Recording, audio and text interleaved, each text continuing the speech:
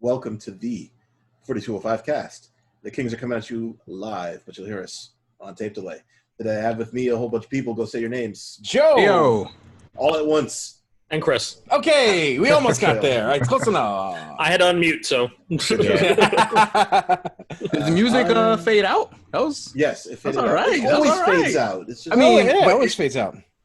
I didn't feel like the abrupt cut. Yeah, but I can't do the crossfade thing. No, I get it. I have to let it fade out, and then I have to switch it back to us. Gotcha. Yeah. It didn't feel like, oh my God, we're here. Yeah. oh, hi, I'm Andre. Hey. Right.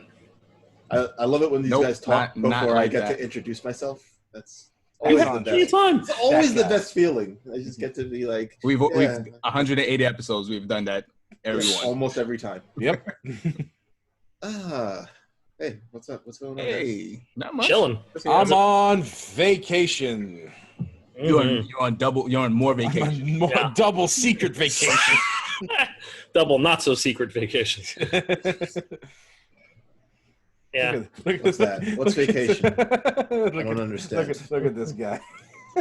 Why are you pointing off to nothingness? That's all I see. What are you? Nope. Okay. That's Not pointing it. to my phone. Yeah. Well, it doesn't really matter what it is because his is the master recording. So Right. Yeah. On the recording, it will reflect accurately. Mhm. Damn it. Yep. This is how it be. Next time, you guys be in charge of this shit. Nah. That's good. what I thought. You're not. We don't have the Zoom Pro that you do. So sorry. Yeah, I suppose you don't. Well, you might know somebody who does because I I, do. know somebody who does. That's I definitely do. do. I do. And she's on vacation too. Mm-hmm. Oh, they're going to let you keep that, right? I have no idea. I would Don't assume know. so. Don't I have hope any so. questions. I don't know, but I feel like it'd be more effort to just turn it off. I'm like, God, just whatever. Just keep it. You're coming back to September anyway. who the hell Who knows? knows? Who the hell knows? I don't know. Yeah. I really don't. My God. Yeah. That's the worst part. No one knows. I know every September I have no idea what I'm going into. Well, But now the I ups- know even less. Oh, yeah, exactly. Probably the people up top know, but nobody else. Yeah. Mm. Like They won't say this anything. Big question mark. First off, they still got this thing going on. I have no idea how the schools are going to open. I don't know where I'm going to be or if I'm going to be in the school. And the class that I was with have just graduated. So everything is a big, what am I doing? Up in the air. Yeah. I'll worry about that when I get there. For now. Yeah. There you go. That's Summertime. That's right. just enjoy your pool, bro. Oh my God, I have been. I bet. The neighbor's been bringing his kids over. Nice. Dad's really happy. That's good. That's good. I am not enjoying your pool, You never did. and I never will. Well, hope maybe your son will one day. Maybe. He's got enough Spanish in him. Should be okay. No, I mean, he will learn how to swim. It just won't be from me. Uncle Joe can teach him how to swim. Mm-hmm. You can learn with him. Who, me? Yeah. No, I don't want to learn how to drown because that's what I do when I hit the water. You want to learn how to avoid drowning. Yeah, that's the idea. Well, apparently, from the 3 times that I have tried, and especially in actual official class, no. Did somebody just like What I do when I hit the water is drown. Did somebody See? throw you in like Kahachi through Kazuya in the volcano? That was the first attempt. When I was a child and went back to Jamaica, and my cousins pushed me into a river. Not cool. No. That's not awful. That is how you learn how to swim. To be fair, they in Jamaica. could have pushed him into a gully. That's way worse. He And would have died. there was definitely a current in that river, and I was just like, I don't know what the hell to do. That's fucked And I don't know. Probably Fight from or that I've flight. had a mental block, but I it get has not worked out. I have put in effort. You can literally stand in my pool. No, Yeah. I'm not doing it. Yeah, you have to like forcefully attempt to drown yourself in Joe's pool. And I think that would happen. You'd find a way. That was correct. Look, it's all right. It's okay. He doesn't have to. Yeah. Doesn't Let's have talk about video games instead That's of my random phobias and to. Look, brokenness. Look. We can speak about phobias. We can do this. I hate clusters. That's Phobias. clusters. Yeah, I hate clusters. It fucks me up. Really? Yeah, it fucks me up. What I about thought it was called try. What about something nut other. clusters? Do you like nut clusters? Those are great. Those are great, but Those you're are afraid great. of them, so you can't eat them. Yeah. Okay. That's the It's the catch-22. dilemma. Man, life is hard. I love Real nut hard. clusters, but I'm afraid. It's like hating people but loving gatherings. Yeah, okay. I hate both. So you're good. Yeah, Dre's Don't worry good. about it. There's some consistency there at least. Right? It doesn't make any sense. Somebody talk about some games. Go No, ahead. this is I'll literally point- a gathering. Of I'll people. point at nobody because we're not going to do that. Okay. Old Order, Theo. All right. Ah, nice. Old Order, yeah. New World Order. New world order. New Old Order. For life. Well, I finished Xenoblade Chronicles. Again? Yeah. Wait, This what? is the first time I actually finished it on a Nintendo system. Oh. Wait, what? Haven't they all been on Nintendo? The first He time I played actually on finished Dolphin. Yeah, this is the first Oh. time I actually finished it. So I was like, okay, cool. Like 110 hours in, and the quality of life stuff in this game made me appreciate this title way more than before. And also knowing the stuff from Xenoblade Chronicles 2, I was able to like piece together a lot of nebulous things they were talking about in this. That at the time I don't think they realized they were going to make a sequel, but they kind of retroactively added some stuff into this one to be like, okay, yeah, we're gonna kind of tie it very loosely together with the second game. They did the Chrono Trigger with the DS release. Yeah, they really just changed a character's outfit. That's really it. And you're like, okay, yeah, because before you're thinking like, oh, is he connected to something that happens in Xenoblade Chronicles 2? And then now it's like you can't dispute it at all. But I've talked about it numerous times on this podcast, but like I've had a real weird history with Xenoblade in that while I do see why people enjoy it, I just never really got together with the whole concept of it because it's cool, but I don't know, it just never hit it for me like Xenoblade Chronicles X or Xenoblade Chronicles 2. And actually invested myself into this world and doing like a lot of the side quests and a lot of the rebuilding of like a certain colony. I really understand why people love this game now, and it's really good. Do you think you would have not had this appreciation for it if you didn't fall in love with the other two games the way you have? I mean, you always liked the originals. Yeah, I always liked it. It was a solid 7, high 8, maybe. Like there are times when that game is just fucking hitting it out the park, but there are other times it's like, okay, yeah, there's nothing really going on despite us moving towards a path.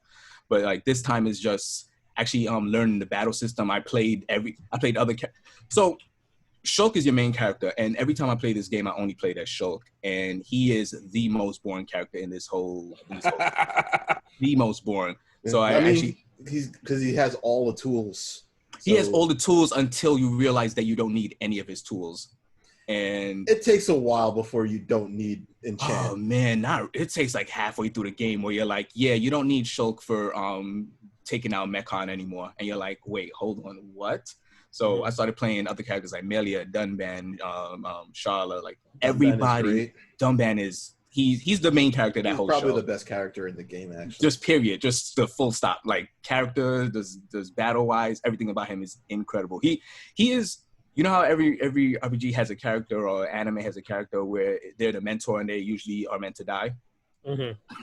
That's Dunban, but he just doesn't die. Just doesn't die. He's too stubborn to die. He's too stubborn. And like he would be the main character in another RPG. And there's a really good moment where Shulk actually comes into his own as the main character. And watching it unfold this time, I was like, wow, this was the moment where they transfer the leadership role into Shulk's character, and it's like one of my favorite cutscenes in the whole game. But just amazing game this time around, and like it made me realize that in some way I'm really happy for the spirits within. so because the chain of events that led to this game. Yeah. The Xenoblade Chronicle games are just like my 3 favorite RPGs, all for completely different reasons. Although, who's to say Xenogears 2 wouldn't have been just as good too? Yeah, but I got 3 amazing RPGs out of this. Yeah.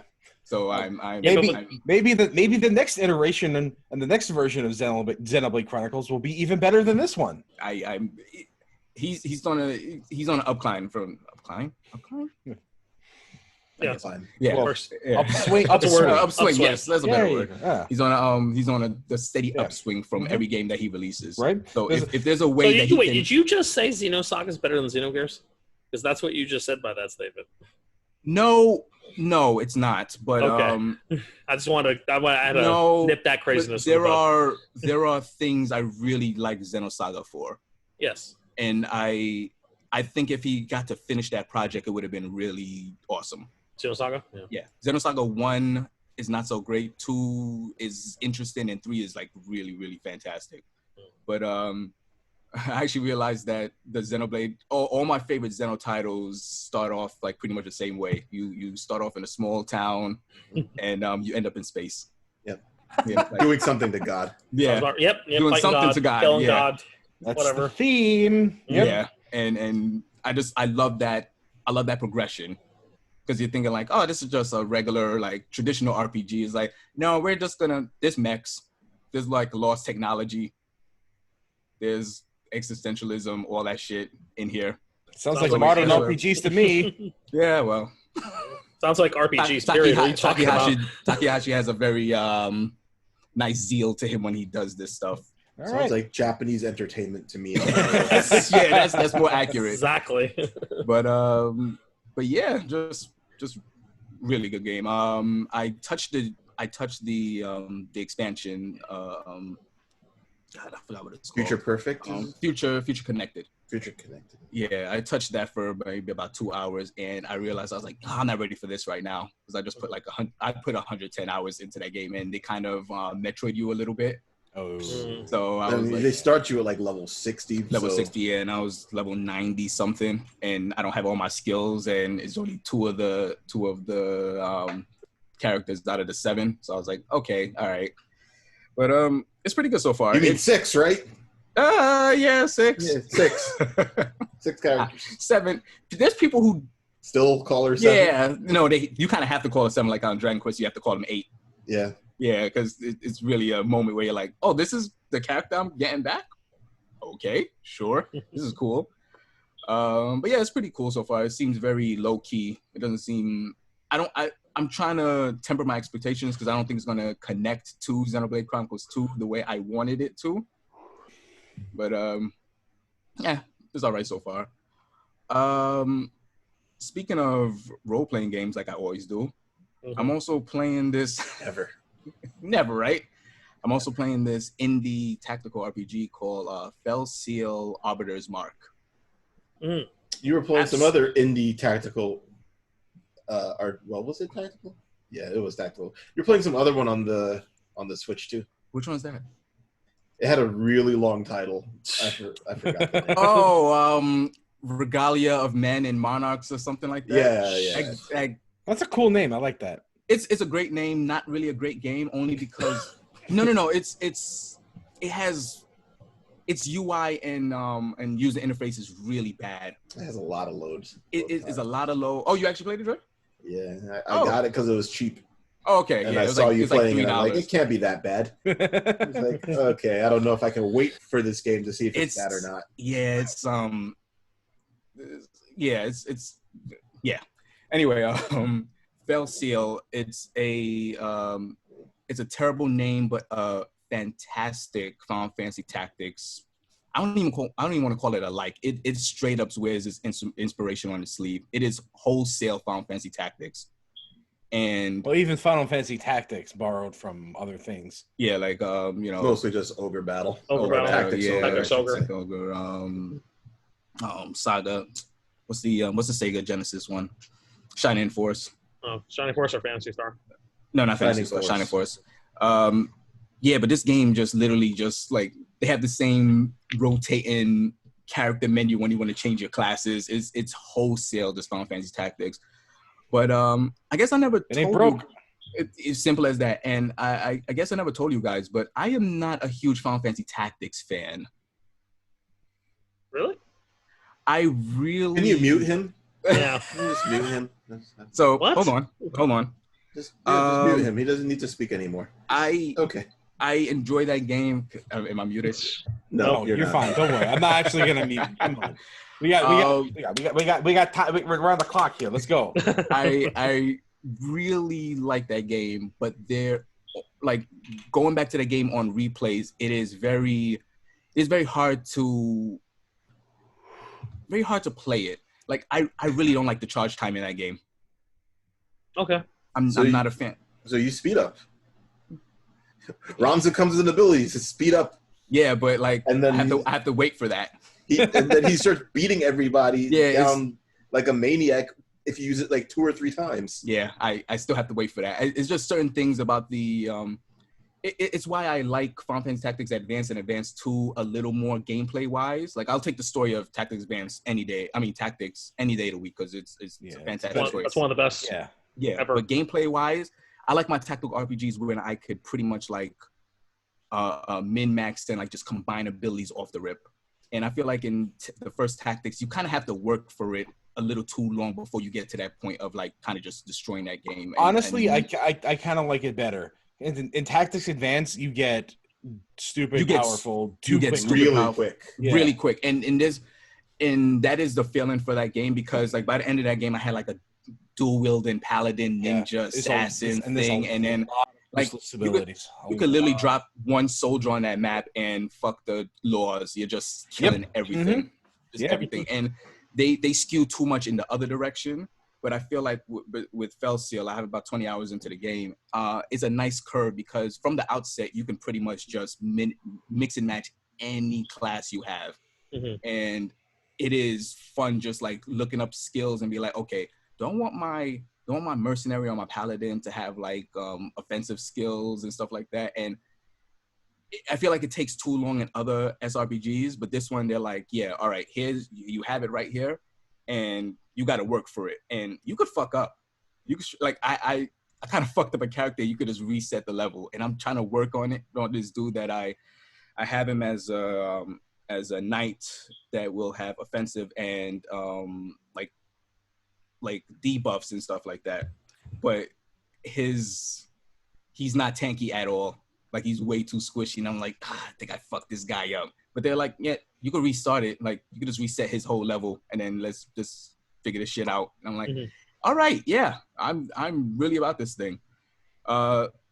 It's been a while since I played a really good tactics RPG. Like I've spoke about Disgaea many times, and something about the game just doesn't jolt me. I feel like there's too many options, and I'm just like my brain is all over the place. I can't really do this right now. If you're a person, so if you're a person who like has to check boxes. Yeah, it's like this guy is like, yeah, go into this sword and just go do 100 levels and make it stronger. And I'm like, nah, I don't want to do that. I'm good. Yeah, this guy has infinite boxes. Yeah, it's like so many boxes. Too many boxes. And it's amazing if you I understand why people do like this guy, and I wish I did because it checks so many of the boxes I love in games, like breaking shit. But just something about it, just I 1 through 5 just never click for me. But Fell Seal, I feel like there are not a lot of Final Fantasy Tactic like games out there. They're like, you have the Fire Emblem, you have the XComs, they all have their own flavor, but Final Fantasy Tactics is a very specific flavor, and I think this one keeps it very well. Grid. Yeah. Not a lot of tactical games use grids anymore. Well, a lot of them use grid. They just make it very, they flourish it. This one is like, nah, you in a grid, bruh. That dude get behind you is a back attack, and that's going to be double damage. So cover your backs. And I'm like, yeah. I feel like if anybody in this circle understands what you're saying right now, it's me. I get it. For as long as I waited for a Castlevania Symphony of the Night-esque game to show up. Yeah. But this one, like, the minute I started it and I got into the first battle, I was like, oh, I see what they're doing. But they actually do something really cool with items also, where you have to not really craft the items, but you have to get components to give yourself the ability to use items. But you can't go to a shop and say, I want 99 potions or whatever. You only have a fixed amount that will replenish after every battle. So they limit you in that way where you have to be like, oh shit, I gotta actually think about the potions I want to use, as opposed to any other game where you're like, I'm just gonna buy 99 Phoenix Downs and just like I'm invincible. Like I got into a map earlier where like they give you an item, they give you a rock where it does 40 base damage no matter what, and it's very valuable, especially for your mage characters. And I got into kind of a stalemate where there were 2 healers left, and all my attack. Oh, first of all, this game is hard, like really hard. So you have to like really actually do tactics in it. Well, that's so good. all my Tactical RPG should be tough. Yeah. So all my offensive characters died, and I pretty much had like the support dudes alive with the other support dudes alive, and I was in that battle for a good like 40 minutes just trying to whittle down the HP. And I used all my rocks already. I was like, fuck, if I had rocks, I could just destroy this thing. What I wouldn't give for a rock. Just go pick up the rock you threw. Right. But yeah, it's really cool so far. If you guys are interested in a tactical RPG, you should look into it. It's on sale right now on the eShop. It's on sale everywhere on Steam and the eShop for like $10. Magic Steam sale. Yeah. But yeah, that's me this week. RPGs. Who would have thought? Mm-hmm. Nice. Chris, what do you? So I finished up Mega Man 11. Finally. I remembered. Yeah. I was like, because I was going to start playing Mega Man Zero, right? And the Mega Man Zero collection, right? And before I looked at it, it's this.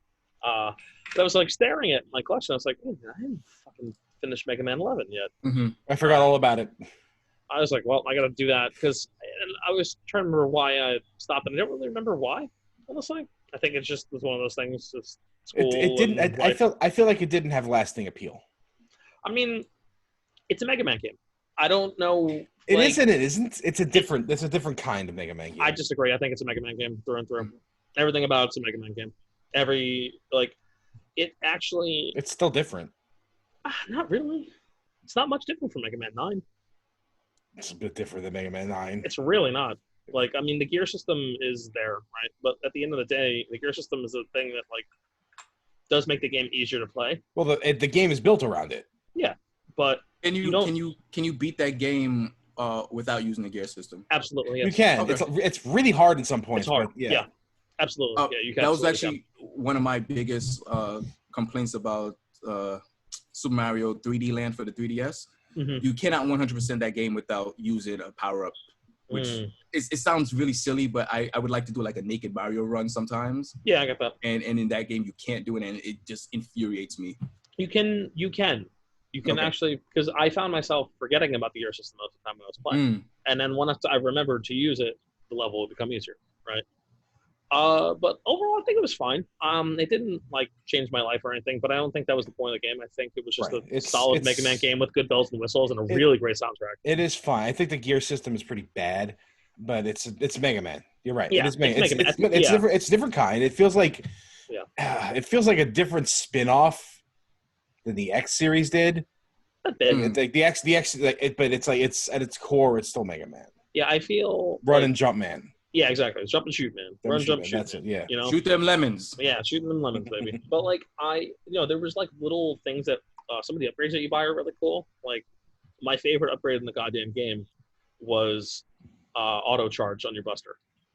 Oh, that's good. Loved that. That's pretty good. I thought that was fantastic.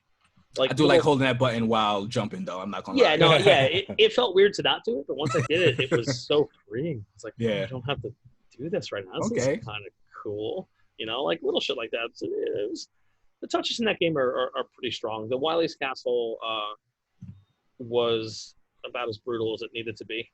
However, though, one thing Yellow Devil is one of the bosses. So you're like, fun. Of course he is. The first one too. They don't even fuck around. Like, oh no, this is your wall. Good luck, right? I mean, and you want to talk about gear system being amazing? That's when the gear system is amazing. I thought one thing I didn't like about it was you get to continue in the Wily's Castle.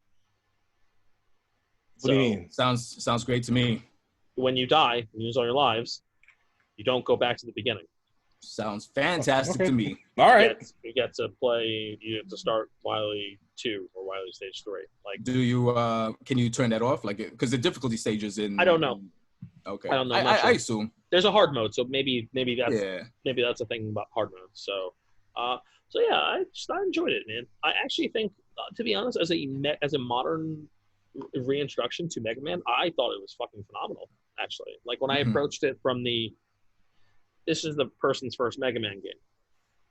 It's awesome. That's exactly why you have that in the Wily Castles, because like if you play Mega Man for the first time, you probably don't want to deal with that shit, man. Well, I mean, it's funny though, man. Like I remember being online for Comic-Con and like watching these little kids just get riggedy wrecked by this fucking game.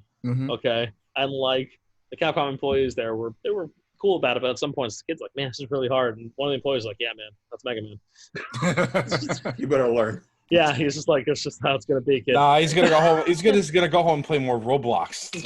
Exactly. Like, but it's like it does something the same for everyone though. Like sometimes you get that itch of like, man, fuck that game. I'm gonna beat the shit out of this game. Right? Like like not everybody gets on their. I wish more people had that mentality. That was my mentality back when I was a kid. I'm like, fuck that. Yeah, well, that's. But you'd have so much things vying for your attention. Yeah. You definitely had a different world when you. Yeah, we just completely different world. You had the one Nintendo game that you had to beat, because if you didn't, what else were you gonna do? Nothing.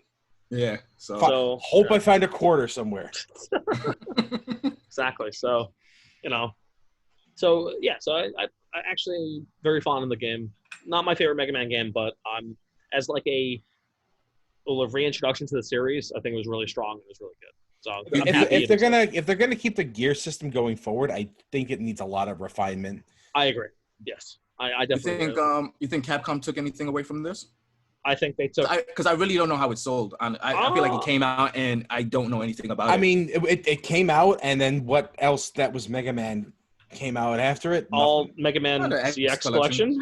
But those were already made. New stuff had to come out. Yeah. I mean, we like they did work. So we have no idea what Capcom. Yeah, we have no idea what Capcom took out of this, because they haven't talked about anything. I mean, it's 2 years old, right? Yeah, about that much. Yeah. They came out actually the end of 2018. Yeah. Almost a year and a half. Okay. See how it sold. I'm actually curious now. It's just like, why the fuck not? Find out. It's last sales number I see for this month is 1.2 million. For this month, really good. Like as of this month. Oh, as of this month. Not just this month. It's a year and a half. Good. That's good for a Mega Man, and I feel like they priced it exactly what it needs to be priced. Yeah, it was 30. Yeah, it was 30 bucks. I was like, yeah, you don't charge $60 for a Mega Man game. No, it should never be. Mega Man games, especially if it's just what it was. And yeah, no, I thought it was great. I'm hoping it gets more Mega Man games made at some point in some capacity. So we'll see what happens. So still waiting for the new X game. Yeah, well, sounds like we're gonna be waiting a long time for that. So I picked up a game that I played it for 10 minutes, and I fell instantly in love with it. And Killer Instinct was on sale. And KI wins again. I am furious that I didn't play it up until now. I'm mad at myself. I'm mad at Rare. I'm mad at Microsoft for holding it to themselves for so fucking long. Because you don't make a fighting game an exclusive to your platform. Nobody's gonna play it. Yeah, the decision to not was released simultaneously on PC. Yeah, not exclusive. Not exclusive. Okay. So I was sad by that. And probably maybe that bitterness made me ignore the game for as long as I did. Yeah, it was on sale $10 on the Steam sale. It's currently on sale for $10. It's worth it. It's incredible. It's a damn good game. I think it might be the best fighting game to come out over the last 10 years. Wow. I could not believe it. I don't know if I can disagree with that.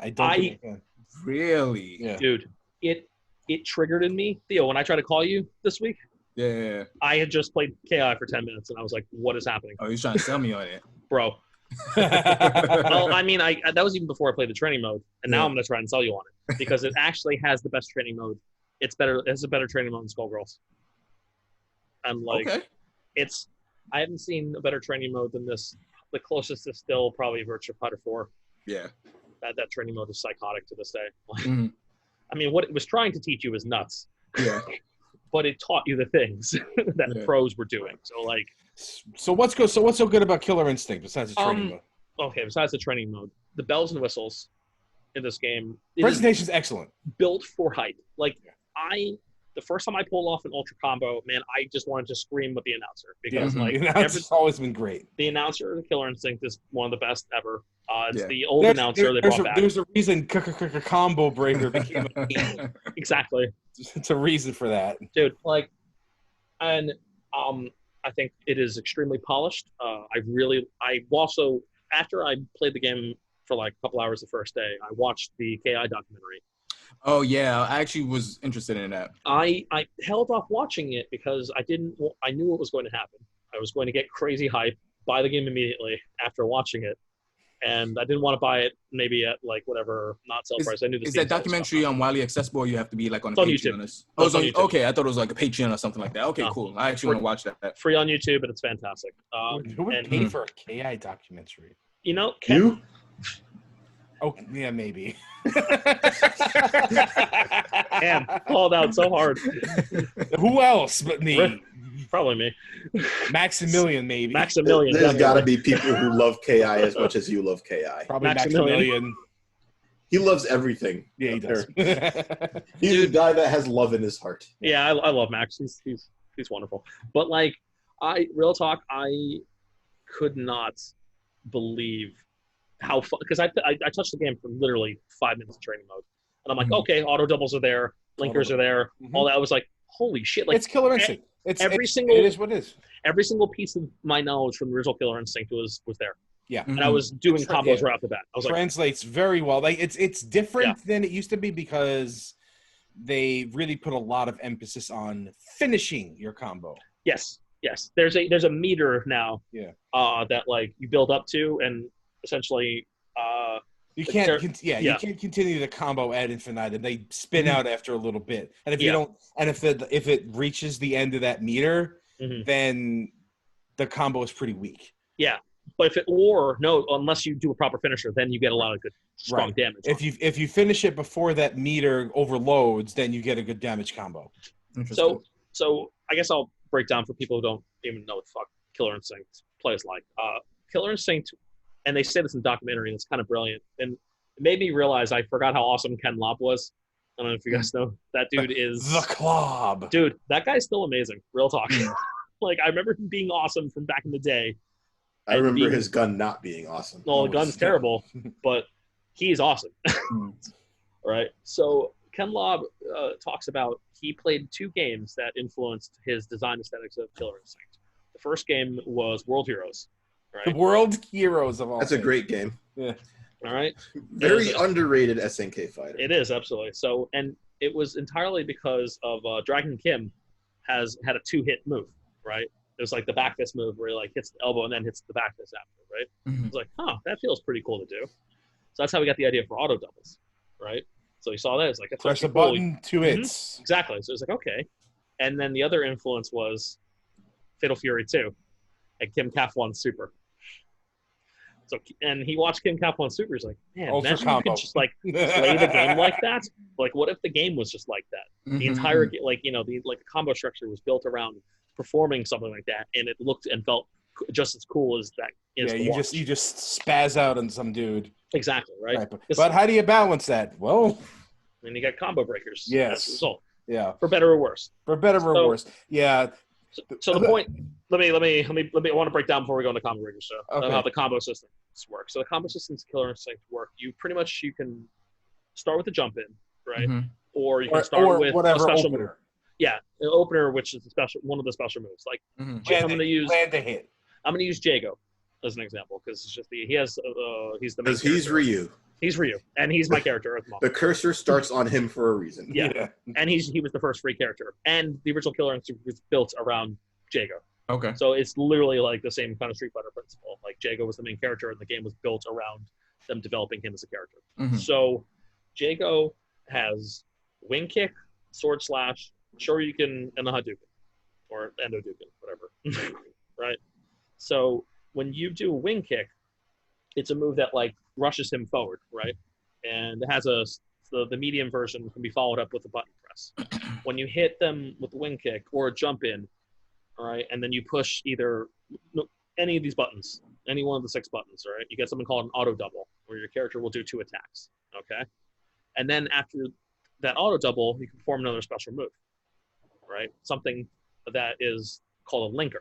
Right. Right. You go from the auto double to the linker, which leads to another part of the combo. That's why it's called the linker. Exactly. Right. Which can lead to another auto double. Right. Or if you wait just a second, you can get a manual, which is a link. Yeah. You just wait for the animation to end, then you hit another button. Yeah, it's a timing based thing to throw off people who are trying to hit you with combo breakers. It's one of the more complex things about the game. Okay. And as you do more moves, the meter goes up in this version of Killer Instinct. And as we were saying before, you have to hit with another special move called an ender. And the ender will do like a special version of whichever special move that you're doing. It will kind of like knock the opponent down, or like he'll do like a multi-hit Shoryuken, or he'll do like a launching version of his sword slash, which you can then follow up with the juggle. Yeah, various enders leave them in different states. Like there's some that knock down, there's some that leave them in a juggle state, some wall bounce. Exactly. There's wall bounces in this game. So you can pick whatever is best for the situation. But whatever you do, if you end the combo, it's just done. You flat out spin out. You can't really you can get a little extra damage out of it after it somewhat, but that damage is done. It's finished. You got it. You got it in there. And then you get to combo breakers. Yeah. All right. And there's also other things too. There's like every character has like certain little intricacies about them and whatnot. Like everybody has a mode. Like essentially everybody has a V trigger, essentially. Where like you can like activate a mode and do a special action, or just be in a mode and do things a little differently with your character or whatnot. Like Jago heals from his fireballs when he's in that mode. Things like that. There's also shadow moves, which are essentially EX moves, and they don't add meter to the combo meter. Essentially, like that's your super bar on the bottom. Yeah, they let you get a little extra damage without the expense of exactly. Yeah, but they're easy to read and and then we get to combo breakers, and combo breakers are your defensive option in the game. In the original Killer Instinct, everybody had one combo breaker that just had to be performed at a specific, usually during an auto double. I believe. Am I misremembering? If I recall correctly, you have to do the special move of the same strength. Right. Okay. Yeah, with the same strength as the auto double you're being hit with. That's right. Okay. And this game, I don't know if it was the same strength or the same type of attack, punch, or kick. Right. I don't recall. So that was all combo breakers, and those are a little too easy to do. Actually, they're a little too easy to read. So what they did was they made combo breakers easier to perform, but harder to read in this game. Right, and also you get penalized if you guess wrong. Yes, you just essentially eat shit and can't combo breaker the rest of the combo. Right. So they're allowed to run wild on you until the lockout ends. Exactly. So it's a rock paper scissors type of mechanic. Yeah, it is. Who said it? Someone said it's like I dunk a basketball and then we play rock paper scissors to see if it counts. Yeah, but it's like you have a 1 in 3 chance of guessing right. So it's the same thing that's present in Marvel 3 with TAC. So it's just what it is. I think the game is really phenomenal. As everything I just explained to you, like it's just I was able to figure all this out. All this is happening while there's a really super fast going on. It's going really fast. The characters look awesome. The music is incredible. Mick Gordon did the soundtrack, and it is, and you can tell because characters design is great. It's a little too dark. I think it's a little too dark. Yeah, but that's the aesthetic Killer Instinct. So. Kind of like I think it could stand to turn the contrast up just a little bit. So a little bit. Why? So it's funny you're talking about this now because it was on a Steam sale and stuff like that. But why hasn't it ever left the? Why hasn't it ever entered the fighting game pantheon? Well, first off, it's exclusivity. Yeah, that's it. The platforms it was released on were really restrictive. If this was on, you mean this particular one or KI in general? Well, KI was just gone. I think it was kind of too broken, even for the games back then, because like Cinder in the first game was stupid, and Orchid was stupid, and you could do insane shit in those games with those characters. So I think I don't know much about KI2's balance. Joe played KI2 more than I did. I was much more of a KI1 player. But it's just because the series just straight up vanished. Kim Woo or go home. Right. Okay. Yeah, That makes sense. Okay. I'm not actually, now that I think about it, yeah. That makes all the sense actually. Mm-hmm. I remember touching her for 10 minutes and being like, this character's broken. So yeah, one of the other reasons that KI never really took off is when KI came out, when this iteration of KI came out, no one was really looking past Street Fighter. Yeah. Street Fighter 4 was the fighting game. The reason more and more fighting games have taken off recently is because Street Fighter 5 was so poorly received that people started to look at other fighting games, and that those started to pick up. Then you had, Tekken starting. More people started to play Tekken, get introduced to Tekken. People started to discover Guilty Gear. The whole reason Under Night is a thing is because people are like, yo, you don't like Street Fighter 5? Play this game. If KI had come out in 2015, I don't think there would be. It would have gotten the love and respect that it deserved. It may have. Also, again, it was exclusive to Xbox for so long, and I think you could play it on Windows Live when they introduced it was on the Windows Store for a Microsoft Store for a while, which is never a good place for anything. No, that is not a good place for anything to be. And now the Steam version's out. I guess there was just less hype about it for whichever reason. Steam just came out, or it came out 2 years ago. 2 years ago. Okay. I didn't even know that. That makes me sad that I didn't know. I probably would have bought it years ago, honestly, if I could realize it was on Steam. Because don't pretend you didn't touch freaking computer games until 4 months ago. Yeah, you're all about it now. I am, man. God damn it. Soul Calibur doesn't run very well on the machine. Makes me sad. But that's fine. No. I got it for free. Oh, okay. Well, there you go. Friend sent me a Humble Bundle. I even bought this game for a friend of mine because it was so cheap. I was like, you know what? It's $10. I'm like, Harrison, here you go. And he's like, this fucking game is great. I'm like, I know. Yeah. I wonder if it's on Game Pass. It's $10, man. It's $10. Yeah. I'm just asking a question. And if you buy the soundtrack, it's like 75 cents extra. Which I did. Cheap soundtrack, yeah. Yeah. Because it came with that and KI2 soundtrack. So I was about to say, it doesn't have Play Hard, but I guess it does. It does. It does, in fact. So immediately worth it. I love the KI2 soundtrack. The KI2 soundtrack. I love it. I love KI2 soundtrack. I love KI1 soundtrack. I love that series, man. And playing this game, like I said, just how instant. You want to talk about how good the bells and whistles are, Theo? Mm-hmm. So the music in the stages when you're playing is dynamic, right? When you're fighting with Jago, and his music is playing, there's Mongolian throat chanting happening, right? And it gets hyper and crazier the better you start to do. Oh yeah. Gotta get crazy for that Mongolian throat music. Dude, it's sick. Right? It's just little shit like that. And even the menu. Yeah. And that's the thing the menu's cool as shit. The menu immediately I lost it. Yeah. I practiced for 10 minutes. Yeah. I pressed pause, right? And I moved the cursor and I heard dun. And I'm like, what? Yeah. And I moved it again. Dun, dun, dun, dun, dun, dun, dun, dun, dun. When it plays the chords as you're moving the button presses on the menu. I always like shit like that. And I'm like, what is happening? My brain exploded. I couldn't believe what was happening. So this confuses me. There's so much love put into this, but I feel like nobody's talking about KI. That's because it's a fighting game. Yeah, but there are certain fighting games that still rise above, and I feel like Chris, you're super into fighing games, and you just kind of got reintroduced to KI, which is instinct. The only reason I didn't get hype about this one because it was Xbox exclusive. It was just it locked killed on my interest. Mm-hmm. It's I'm not buying it. I'm not spending $500 to play this game.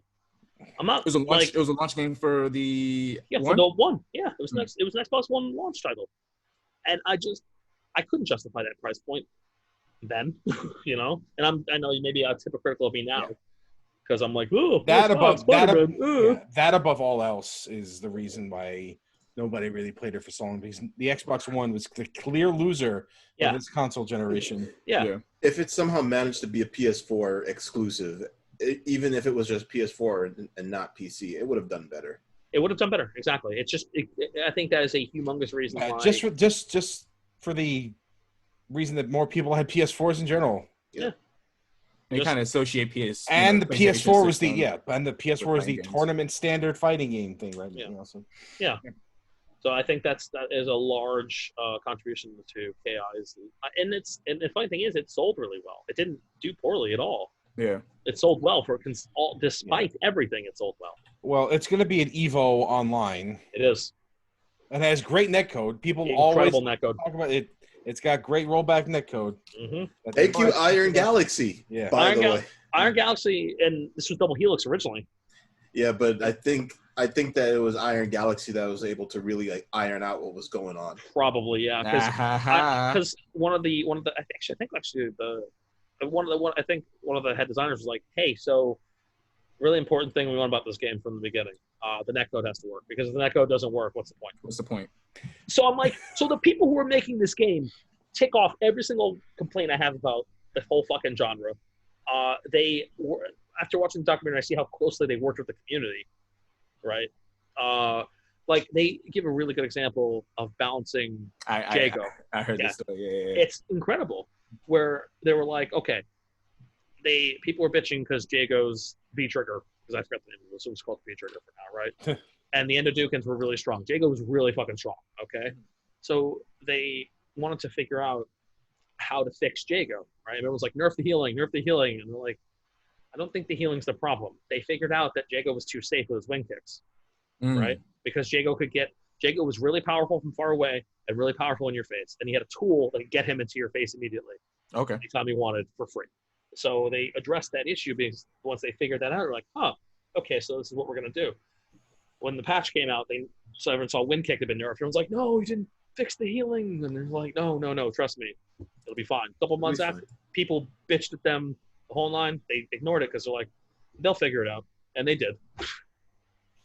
And suddenly, Jago's still one of the better characters in the game, but people weren't bitching anymore all of a sudden because they addressed the symptom of. This was always a balance problem with Jago. Yes. Is why he's usually one of the better characters in the game. Wing kick is always too good. he's just effective at all ranges. Yeah, because the wing kick gets him. It's like essentially a super dash in Dragon Ball. It just gets him to where he needs to be. Go all the way across the screen. Mm-hmm. And a shadow kick. There's a reason. Shadow? Yeah. There's a reason why the Tatsumaki does not fly you all the way across the screen really fast. Nope. This is something Capcom understood. Yeah, Capcom's like, that's not good. It can go through the fireball, but... I am installing it right now. Yes! Hey! You can play it for 4 seconds! That's fine, I'll take it. I barely owned it. I was like, let me look this up. Oh, you own it already? Sure. All right. Theo? The magic of Steam. Play the dojo mode. Okay. It teaches you everything from, like, what to do on Wake Up and what not to do on Wake Up. Throw techs, ambiguous cross-ups, good range. Like, it will teach you how to play with Jago instantly. It is incredible. Go for it. Give it a shot, maybe. Give it a shot. Yeah, I mean, I'll Bro, it's so chicken. I love trying out fighting games. I'm just not gonna stick with it. He's never stick with them. So, yeah, and I don't know if there's also a combo assist on there, so you don't have to do the motions of the moves. You can just do it all with button presses. You can do the motions, but the motions aren't hard. They're all Hadouken the motions. Yeah. So there's no crazy SNK Darkstalkers. There's no nonsense. No, Darkstalkers motions aren't that crazy. I mean, they just have a fetish for raging demon style moves. Yeah, that's what I mean. That's what I'm talking about. Much of that, and with strict timing. What is it? Arcana Heart or Melty Blood that has the pentagram motion? That's not in Melty. That sounds or like if it is with a Hearts. character I never touched. Okay. It's a 6-button game or 4? 6. Okay. Trust me, Theo. And those 6 buttons are extremely important. Yeah. Cool. It's 8 buttons technically, if you really want to go technical. I'll use my Genesis pad for it. There you go. So you don't want to use your Steam controller? Yeah, I gotta find that somewhere. Right. I think he actually wants to play the game, so he probably not like I mean, he did play Kid Icarus. I mean, he does like twisting his hands and claw like. This is why he has arthritis. Game's incredible. So way too young to have arthritis. I won't hear any shit about Kid Icarus. I know. The guy walks around with a wrist brace because of that game. So yeah, real talk. Killer Instinct. I'm in love. Yeah, it wins again. I am blown away. I actually, real talk. I may forward up getting my computer up to spec because I want to play this game in full screen all the time. Wow. Let's go. Let's make it happen. KI made you build the PC. I mean, I was already getting there. I know, but like that's the one that's like, oh, Killer Instinct is what did it. All right. Of all the games, be the tipping point. a 6-year-old game. One-on-one fighter, 6-year-old game. Like I said, I'm furious. I didn't play it before. Interesting. Furious. Huh. Yeah, I'm in love. It's so great. Joe, why you don't really play KI? I'm not in a good place with fighting games right now. Okay. I went in pretty hard getting ready for Evo, and then I found I was not. I felt like I would not ever reach the standard I had set for myself, which wasn't really all that high to begin with. I don't believe that at all. I think you have put the standard up very high. Well, whatever it was. I think you want to be top 8. I mean, I'm not. That's too ambitious. I'm not. I 10, okay. have to keep it realistic. Mm. But I wasn't really doing as well as I had wanted to. In any game I was playing, I was getting very frustrated and agitated whenever I would play a fighting game, as much as I liked them. So I just decided to toss them aside and just give up on the aggravation. Well, I'm not a fighting game person at all, but do you think you spread yourself too thin? No. Okay. I think you just got frustrated with the actual act of competing in fighting games. Yeah, it was. Yeah. Like I said, I was not meeting the standard I had set for myself. I was not doing well enough to enjoy my time with it. I was failing at certain basic things. My defense was really, really bad. I was just getting too frustrated, and I hit a critical point, and I just shut down. Okay. I still like going into training when I'm playing, but I don't know if I'll ever really be that active again. Maybe next year, if I can go to Evo. I will be going to Evo next year. I resolved to go this year, and that shit didn't happen. So I gotta go next year. I do want to play Killer Instinct. I like Killer Instinct, but I think I don't want to play fighting games with other people, just friends right now. If at all. That sounds good to me. Yeah. Get that. So that's me. I'm actually gonna be right back real quick. So, yep. Give me 1 sec. All right. Okay. Joe. Right? Like, what the hell is he doing? Go right on ahead. All right. Well, okay. So I broke the Divinity 2 glass. Yep. Right there it is. I bought it about a month ago, and I have been playing it pretty much nonstop for the last 2 weeks. Pretty much nonstop. And for a while, I was in a pretty bad place with it. I bought it, and I went into the character creation to see what had changed, and I didn't touch it for a little while. Mm-hmm. Then I decided to play it in earnest a couple weeks ago. And as I am going to do, I selected the higher difficulty. You made the same mistake. I made the same mistake. Having played Divinity 1, getting familiar with Divinity 1, smashing that game to pieces on the higher difficulty, and I chose the higher difficulty and I went in. So this game has 6 playable characters that have built-in story modes. There's like an overarching story, and 6 characters that have their own story, and you can choose up to 4 of them. And then the other 2 will just be like, "Hey, we're here, but not really. Whatever, cool. We're gonna fuck off." Bye. Yeah.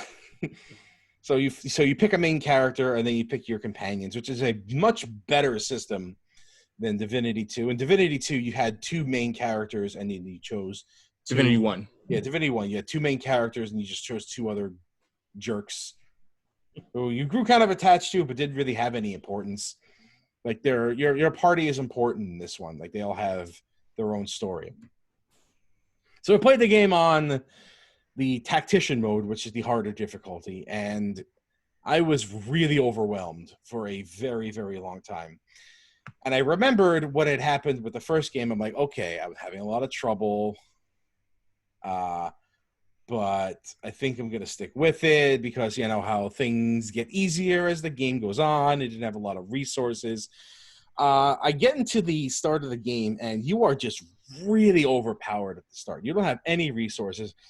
You are, like, on a prison island. All the enemies have, like, genuine equipment and do extra damage and go more times and move faster. And you're just, like, in your fucking rags. Literally. And you just don't feel really all that powerful. And I guess that's the idea. And it felt like for a while I had to really cheese things in order to advance. I really had to cheese it. Like I had to abuse ledges and like moving items around. Like there was one encounter I remember where there was like two paths up towards a specific choke point, like one that avoided the choke point and like another choke point where it would be nice if they funneled them into. So what I had to do is I had to block the other choke point. So I put like a bunch of crates in front of a ladder so they wouldn't come up the ladder. They would have to force through the choke point. But there were just so many of them that they were just running right through me and just being like, That fight took me 6 hours to do with a full party at level. There was 6 hours. 6 hours to do that. There was another one, which is the last fight on the particular island, where I felt incredibly overwhelmed, and I had to like hide myself on a ledge and block the only doorway to this ledge with like a 5,000 hit point iron box that these guys would, instead of trying to find another way around, they would hit the box for 50 damage. Like, think, we're gonna get you, we're gonna get you. And I wasn't able to like even initiate the dialogue. I had to pre-initiate the fight without getting the story and just do it that way. And actually it ended up not working.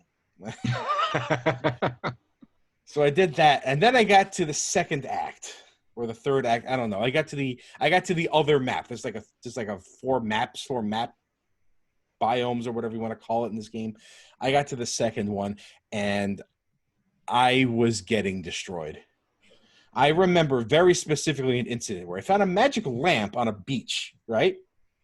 And I rubbed the lamp, and I guess maybe I picked the wrong dialogue, and suddenly combat starts. Oh, fun. And this fucking thing just went hog wild on my ass. What was the level? Like Yours.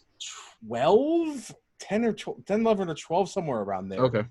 This thing just started warping around the screen, and before I knew it, 2.5 of my characters were dead in the first round, including my tank. Never a good sign. Good. Yeah, that's always right. Good. I got into another fight where I run into a herd of deer, couldn't talk to them because I didn't have the animal talking ability. Yeah. And that thing wiped my party. Deer. The deer. I didn't even get a turn. Oh. In combat started, I was dead. Ended. I was dead. At that point, I said, you know what? This may be bullshit. So I was not in a good place with it. So I restarted the game, picked the same characters, kind of took the same routes, did things a little bit differently on the lower difficulty, right? Mm-hmm.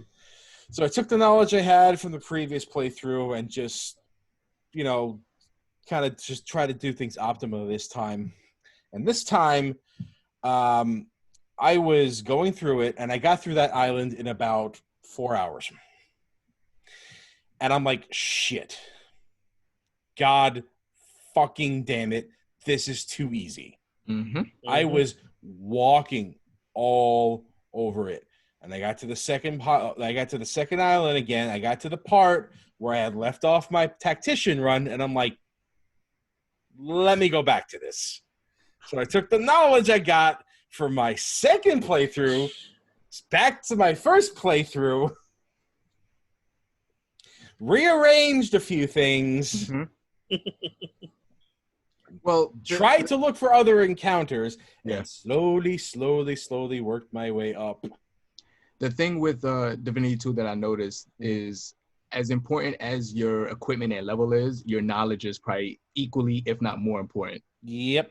Because a lot of the stuff you realize that you can do, you don't know when you first start that game out. Yeah. And you finally do learn, you're like, oh, this encounter could have been way easier. There's like height mechanics where if you're like on higher ground, the range is like extended, and it is huge. Yeah.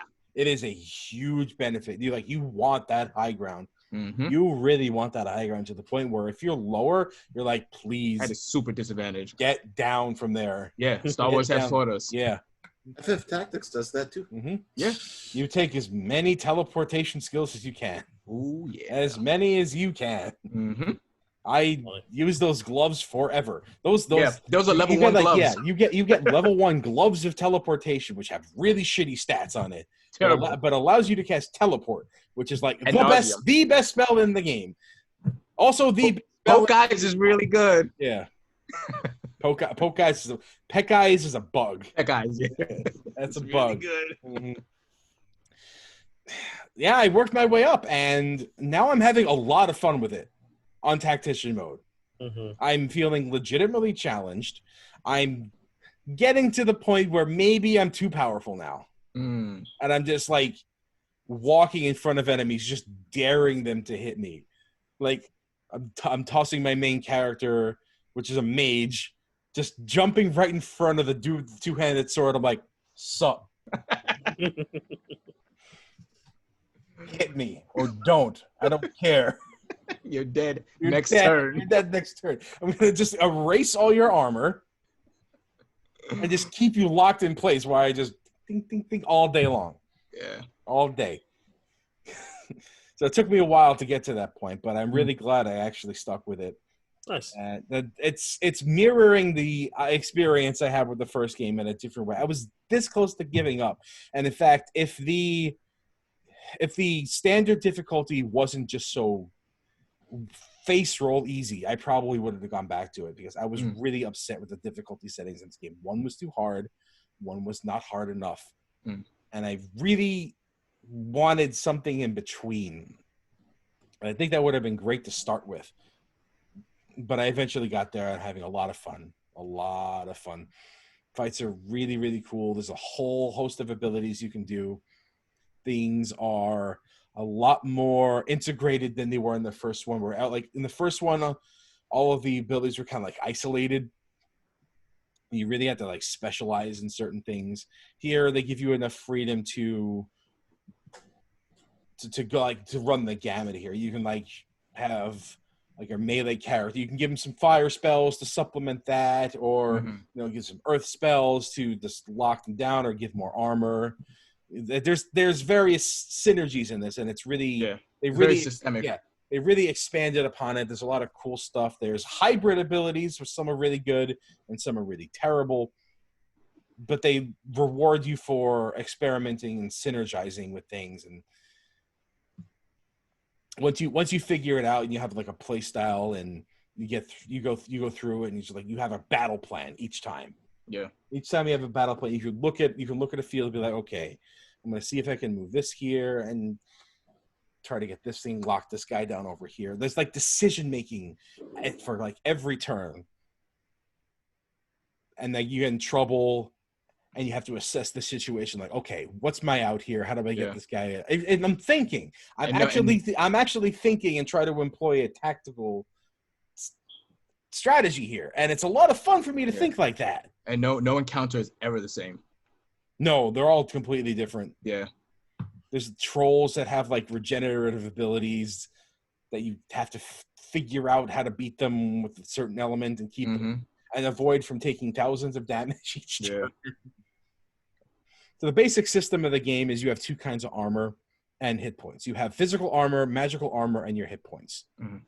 Certain physical attacks reduce the physical armor, and that armor prevents you from being crippled by physical conditions like crippled or entangled and stuff like that. And magic armor is obviously taken off by magical attacks and prevents status effects like poison, burning, chilled, frozen. So once the idea is like to whittle down the armor and like get to the hit points. But if you like whittle down the magic armor, and you can't really hit it with a physical attack because the physical attack will still do no damage. Or you have something that bypass both of those. And there are things that do that, yeah. But the general idea is to like pick a target, stick with it, and yeah, try to isolate it and get it down. Is there any reason you didn't play Into the Breach? I don't know. I don't know. I thought about it a lot, but I just never did. The overwhelming praise turned you off. I feel you know how I am about that. I know, but like it wasn't like obnoxiously overwhelming praise. It was one of those things that I just happened to notice crept into almost every person's top 10 list.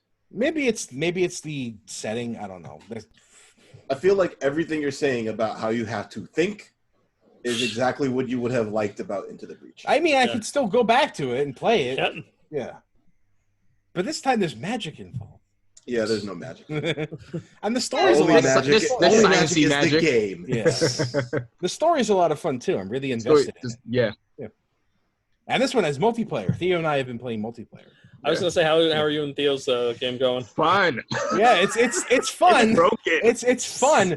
I'm not sure how much longer it's going to last to be fun because we're not playing on the harder difficulty, and we took the talents that let our characters be like super busted, overpowered. Nice. Lone wolf. Yeah.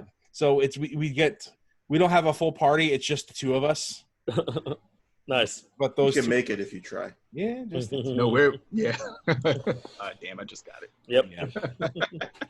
So yeah, you don't get any extra companions. I get one of those every so often. Yeah, it does.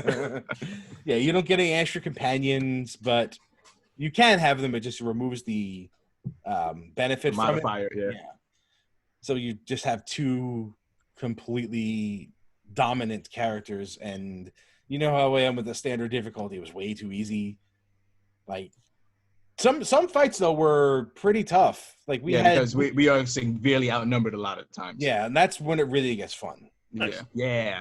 When you have when you're really overwhelmed, you have to really think about what to attack and when. And remember the fight where I died and you died and then you died and then you ran back, and then I died and then I ran back. That was really everything was on fire. That's some World of Warcraft shit right there. Yeah, that was it was a real cheesy way to win. Yeah. But that was a tough fight. that was a really, really good fight. Yeah. Like the fights that you really struggle on are when you really have the most. When you always remember, man. When you're not struggling in this game, it's really not all that fun. Yeah. You really got to punch up to have a good time in this game. I'm actually not even like when me and Joe play together. I'm not used to all the AP that your character gets. Oh my god! Because you just can do everything. I'm like, wait, I can move and attack like 2 times. Yes. What? Like I almost feel really bad because every time I get into a fight, I just like cluster a bunch of things together, and I'm like, okay, here's like a dozen ice spells. Can you move? No, okay. I think we won this, Theo. Thanks. Yeah. Sure. Why don't you go stab one of them now? Backstab. Cool. Yeah. All right. Yeah. I got one. That's cool, Theo. I just over here. So I'm hoping. I'm hoping it doesn't. It doesn't get too easy. But I think there are built-in mods you can put in to increase the difficulty. So. There is a mod to increase the amount of enemies you fight. So maybe something we can think about turning. Might try that. Yeah. It just it just disables achievements, but to piggyback on Joe's praise on the game, I've actually never played a game before where it had everything feels like it has a place in this world. Like there is not anything wasted at all. Like if you can interact with it, you could probably do something really dumb and special with it. Yeah, just pick up everything that's not nailed down. Mm-hmm. And if it is including nails. If it is nailed down, pick it up and make sure you take the nails. Yeah. it's bonkers how fucking like in depth that game is. Mm-hmm. It's actually coming to iPad. They just announced it. Ooh. That'd be really cool. That'd be fun to play on iPad. It still has some of the same problems where if you accidentally click on something you didn't want to. Like, Yeah, like the characters sway back and Yes. forth, and you like try to click on the guy as he's like you swaying walk forward. over Like, there. oh, I missed. No, I'm walking Yeah. and I can't stop. Yeah, it's a little. And every time I have to attack a character, like I do a backstab, I have to zoom in to make sure I actually hit this character. Yeah. So it's just little things like that, but There are little problems with it. It crashes a lot. I remember a particular encounter where there was this encounter where this lady summoned us 2 skeletons, and those 2 skeletons kept summoning more skeletons, which summoned more of their own skeletons. Mm-hmm. So the screen was full of nonsense. Mm-hmm. And I remember winning the encounter, feeling really relieved, and then it crashed. Then I reloaded, and things didn't go so well, so I had to reload my save, and the game crashed. Yeah. And every time I either loaded or finished the fight, the game crashed. That's the only fight that happened then. That's the only fight that happened. Okay, I'm gonna say I never had a crash in that game, but I have crashed several times. It got so bad that I installed the game on my laptop to see what was if it was having the same problems over there. Turned the graphics settings all the way down. Wow. Loaded up my cloud save after waiting to install this. Won the encounter. Did the finishing move to win the encounter. Game crashed. Wow. Same problem. Loaded the game, crashed. Same issue. Huh. Yeah, 2 different machines. Hmm. 2 different machines. The stability of this game is not exactly all there. Clearly. Well, there's so much stuff going on under the hood, so There is. And this game is long. super long. This game is long. You don't know what you're doing. You can stay on that island for a good 12 hours. I am now on a completely different map. I had just finished what felt like would have been ordinarily the climax of the game, and like, okay, here's more. There's more. That was the false climax, guys. Next act. I'm like, what? Like, okay, I was waiting for credits. Yeah, I'm like, win? No. All right, I guess there's loose ends to tie up. Cool. All right. And not only that, every location is incredibly dense. There's a lot of shit. There's a lot of shit. I keep missing stuff. Yeah. That's good. It keeps you coming back. I am really looking forward to going through it again. Yeah. Quite frankly. Completely different build, seeing how those work. Because I'm pretty much locked in to what I've been doing this whole thing. I've had my characters as the way they are. I can completely shuffle them around if I chose. Like, you have complete freedom with respecking in this. Mm-hmm. Like, I can turn my fire and earth mage into a 2-handed warrior if I wanted, but it would take a lot of work, but I can do it. Mm-hmm. But it's just so efficient that I'm just like, no. I'm looking forward to another playthrough, getting another character story, and doing things in a completely different method. Then I chose to do the same method in the multiplayer playthrough that Theo and I are doing as my original save, so I don't really spoil the new experience for myself. Mm-hmm. Mm-hmm. But I think there's just so much you can. There's so many points you can put into certain abilities that I think I'm just going to end up doing everything anyway. Yeah. That's what's up. Yeah, I'll be playing this for at least another month, I think. Oh, there you go. At least another month. Yeah, all right. That would have been good if Cyberpunk hit its second release date. Well, there's other stuff. I'll figure something else out. I did buy Pillars of Eternity. I'm kind of interested to see how that compares. I thought you played Pillars already. I played Pillars. I played Pillars 1. Briefly. Decided I did not want a game like this at the time, and I refunded it and never went back to it. I heard 2 is significantly better than I bought Divinity 2 and Pillars 2 when they were both on sale at the same time. Okay. Nice. So, yeah, I'll be playing Divinity 2 for the foreseeable future, at least. Sweet. Yeah. What about you, Dre? You play anything? Despite the fact that I have been doing nice 48-plus hour work weeks of 5 days or more, I have actually played a lot of games in the amount of time since we have last actually spoken about what are you playing. Yeah. I was not expecting that comment, that sentence to go that way. Same. Yeah.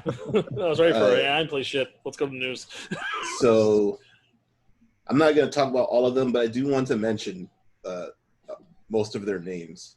So I played 911 Operator. It was pretty good. Mm-hmm. I played Lena's Inception. That game has a pretty interesting hook. What's the name of that? Lena's Inception. Okay. It's a Zelda-like game, and it's gimmick, although the gimmick isn't really like a gameplay thing. It's just a cosmetic gimmick. It's that you can switch between GBA or regular Game Boy art style, and it doesn't actually affect the gameplay, but it's really charming as all. Mm-hmm. I just decided that I wanted to play Final Fantasy 15 again, so I just started randomly playing Final Fantasy 15. Fresh save or new game? Yeah, fresh save on the PC version. Yeah, didn't it just get a patch where it removed features? I have no idea. Yeah, I heard it like removed some stuff. But if you didn't notice, then no, I didn't know. It was probably not important. Didn't notice anything getting removed. How you feeling about that game on a returning back to it? I really like that game. I really like Final Fantasy 15. Yeah. I was thinking about it, like after we finished Final Fantasy 7, I was actually thinking about it. And I was like, man, how do I feel about? Because I definitely cooled on 15 as the years went on, but I still really have some sort of weird love for that game. And I can't really explain I feel why. it. It's because the characters are so good. It's charming. I don't understand why people say the characters in that game suck. Like the unit that those characters create is something really nice. Yeah. The unit is itself a character. That's right. That game is a Ninja mess, Turtles. though. I mean, come on. Yeah, you're at Ninja Turtles. They're just Ninja Turtles, man. It really is. It's just... But that game it's a mess, but there's something about it like I really appreciate. I feel like that's. Oh my God, they are the Ninja Turtles. They're Ninja Turtles. Yeah, like 1-to-1 ratio. Yeah, absolutely. RNA is not Johnny. God. Casey Jones? Casey Jones. Yeah. RNA is Casey Jones. That's great. See, Noctis is Leo. 100%, no question. Gladio is Raph. Yep. Prompto is Michelangelo, and the best character. And Ignis is Donatello. Ignis is Donatello. Best character, yeah. 1-to-1 ratio. Yeah. Absolutely. But I don't know. Just really thinking about that game lately. But who's Splinter? Who's Splinter in this analogy? Would obviously be his father. His father. That's true. Yeah. They even got I guess maybe it could be Core. They even have an April O'Neil. Mm-hmm. They do. Complete with yellow. Yeah, I was about to say yellow. It's all there. This game is inspired by Ninja Turtles. Hey man. Well, it's just those character archetypes work for many different things. So it's good. Had fun with it for a bit. I got Session, which is a skateboarding game. How is that? It has a very unique control scheme. Yeah. And it's one of those games where when you get it, I'm pretty sure it's going to feel amazing. I have not gotten it yet. Right. Session came out. It's not out. It's a demo. It's a demo. No, it's not a demo. It's a that very early beta. Okay. Yeah, because I remember hearing about Session not too long ago. So okay, cool. All right. Obviously, Xenoblade, Animal Crossing, Pokemon Shield. Like, I have actually found a way to really get some gaming in. Not necessarily the length, but I have definitely found a whole lot of different ones to play. I picked up on the Steam sale a few things. So this week, what's going on? Well, listen, a bunch of shit work has been really like overall stressful. Yeah, and I just need to do things. 100% get that. Before I say what I got on the Steam sale, much like how Joe is playing Divinity 2 with Theo, I am also playing Division 2 with Theo. Oh, so no wonder our time is so limited. I don't know what he's talking about. Well, there's a character in the game named Theo who is exactly so funny. This guy on our podcast. Oh my god! Oh, it's so good. Yeah, I read that to Kelly and she was like, "That's fucking freaky." Dude, you need to screen share a picture of that shit immediately. It's ridiculous. It's hilarious. So, but I did finish Warlords of New York. I genuinely really love that game. Wow. I genuinely really love that game. I That never is the expected best, that. That is the best $3 I've ever spent in my life. It's not even close. Like I put it on hiatus for a good 2 months because of Animal Crossing, but then I came back to it. And I'm like, man, I really love this game. You're playing with a squad or solo? I'm playing mostly solo, but Russell, who has been playing Borderlands 3 with Joe for a while, seems to be shifting to Division because I'm not sure how Borderlands how much, is not in a good place right now. I'm not sure how much longevity that game's gonna have. Mm-hmm. But yeah, Steam Summer Sale came and I picked up a whole bunch of stuff. Like caught up on my City Skylines DLC. There's Theo right there. Yep, that's it. Aragon and Queens and everything. Yeah. Yep. Good old Theo Torch Parnell. Look, let's see here. The age looks right. The location looks right. The hair looks right. Yeah. He's not wearing his glasses right now. Well, I took it off for the recording, but yeah. But he's got glasses. Those look right too. Love technology. His level 5 Division 2 character, when he claims that he's picked it up again, even though he probably just touched it once. His level 5 character looks like this, which I'm sure he made before seeing this picture. Oh, it's so funny. Yeah. So perfect. So City Skylines, I used the Steam Summer Sale to catch up on the DLC because the DLC usually launches a little expensive most of the time. Yeah, and it's a lot. And there's a lot of them. And the free patches usually pull the work. Yeah.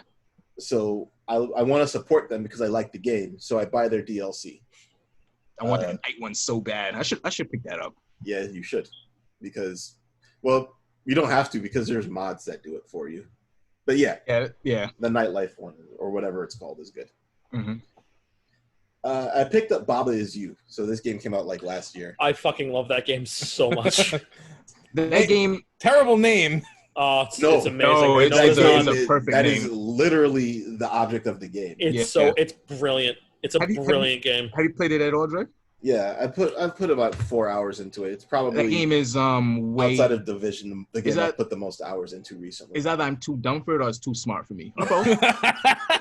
Maybe both. Yeah, I think both. I think I put around the same time, like about 5 hours, and I just got to a point. Like there's certain puzzles where I'm just stuck. I'm like, I literally do not under. It's basically coding. It is coding. Yeah.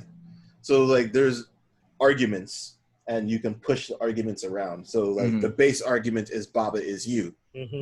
So if you push Baba away from the argument, you lose because nothing is you now. Yeah, if you push you away from it, then you lose because again, nothing is you. This sounds like another version of Don't Shit Your Pants. Well, no, because there's actual puzzles in the game. Well, the puzzle in that game is to not shit your pants. Sure. The puzzle in this game is to win the puzzle. Yes. And there's a goal set up, which is usually something is win. Mm-hmm. And you like say flag is win. And then you just have to touch the flag to win. But you can move the argument. So if you can move is win to Baba to make Baba is win while Baba is you win because you are win. Or you can change it to rock is win and touch a rock. Mm-hmm. Win. Other such things, and they just start layering on different things. It's incredible. So then you get like Baba is you and weak, and then if you touch anything, you just die. Yeah. So when they started adding other like the and widths and stuff like that, I'm like, oh shit, this is tough. Rock has key. It's like, oh, so now I have to destroy the rock to get the key. So you throw the rock into the water. And then something wrong happens for some reason. And it's just like, I guess key is weak or something. And you just have to like untangle these and shift everything. But there's like usually a way you can look at it and you see, oh, this is what the developer meant for me to do. Yeah. So like in one of the first puzzles, you have wall is stop. This is a good one. And flag is win. So what they want you to do is push the word stop away from wall so that you can basically walk through the wall and then touch the flag. Touch the flag. So flag is win. Yeah. Right. The variation. Oh, if you're going to say the variation. No, go ahead. The variation now is I forgot exactly what it is, but you have to move the words in such where you are now the wall. Yeah, wall is you, and you can move the entire thing. Yeah, and you move the fucking stage to the stage flag. moves to the flag. And Could you move it so that wall is win? Yeah. Yeah. So you can make wall is win, and then you can just touch the wall and win. Mm-hmm. And there's like so many just random solutions to the puzzles, and maybe the developer meant it to be one specific way, but there's also so many tools that allow it to just be like your creativity to figure it out. Yeah. That like there's some of these puzzles where I'm just looking at it and I just don't get it. Yeah. And then after it just all of a sudden it just clicks. That's it. Sometimes I have to just walk away and just be like, come back to him like, oh shit, you get it like in 2 seconds. Mm-hmm. And when it clicks, it's one of those times where you're just like, oh yeah, I got that. I feel smart. Mm-hmm. And then when you think about it, and it's just like, was this actually the way I was supposed to do it? And then you sometimes just go back in to a level that you completed just to see how other ways you can complete it. There's such highs and lows in that game because like you'll finish a stage and you're like, yeah, I'm fucking smart. Then you go to the immediate next stage and like, no, I'm dumb. Nope, I'm dumb. I'm real dumb. It's like the Pac-led experience. We are strong. We are smart. We need things to make us go. Exactly. We are not strong. We are stupid. So I was watching a random streamer play it because he said it was on the Steam sale and he was interested in it. And I had my eye on it too, but I never really got around to it. And it being on Steam sale was something I was interested in. But what tipped me over was I was watching him play a level and I'm like, I think he's totally missing something and he's struggling on it. And I was like, I think I know this, but I don't know specifically what level he's on. All right, well, I'm just gonna get the game because I don't know how long it's gonna take him to figure it out to see if I'm right. Fine, I'll do it myself. Right, and then if he figures it out, he might figure it out in an entirely different way, and I don't know if I'm right or not. Yeah. So like that one puzzle is just like, it's like $7 right now or $10. I don't remember. It's cheap. Yeah. It's on price Steam for a game like that. Yeah. It's a brilliant. I'm just gonna get it, and I'm gonna see if I'm right. I was I was wrong. That's a you know what? I spent $7 on more shit. Yeah, considering that I spent $3 on like one of my favorite games of all time at this point, this is. I'm willing to go and extend it a little bit more for this. Yeah. I have money in the bank to play with because I should have gotten this game at $60. So I have $57 to waste. Oh man, yeah, Baba Is You is fantastic. I love that game. Yeah, and I don't know. It was just because I don't play a lot of puzzle games because my puzzle games tend to be like Bejeweled or Tetris. Well, those are like not like. Well, Tetris is considered a puzzle game, but I don't know if it's really a dexterity puzzle game. is right. Is, There's not much puzzling in Tetris anymore. Yeah. But like this is like maybe the first legitimate puzzle game I've played in a long time, and yeah, you know, it feels pretty good just to go in there and just get the feeling that you're smart for figuring something out. Mm-hmm. You might feel that way with Crosscode that comes out on the Switch next week. Yeah, and that's next week. Yeah. Oh man. And you know how I was like, yeah, I'm gonna get that game on the Switch when it comes out because I was traveling a lot and that would be something. Now it's just like maybe I should just play the PC version that I've had for Why so not? long. Is it on sale? It will be on. It's not available yet on the Switch. No, sorry, is on Steam. Oh, I think it's 25% off on Steam. Okay. Yeah. But I really want you guys to play that game, and I really want to hear your thoughts on it. Yeah. I don't know. I really doubt you like it as much as I do, though. Listen. It's not often you say that you like a game. Like this much, no? So when you say you like a game, I'm basically going to try to listen. So I did buy it essentially just on your recommendation. I just, at the time I got it, this other stuff really wasn't, I really wasn't at that place. But, yeah, why not? I'm sure I'll get to it at some point. I can't recommend that game enough. I can't. I freaking dug up Final Fantasy 15. Yeah, you did. So, I mean, like, I was looking for things to dig up and play. Yeah. Mm-hmm. All right. Oh, yeah, here it is. I dug up Theo's character in The Division, so before we go to news, I'm going to share that thing here. Here's what Theo looks looks like in the division right here. God damn it.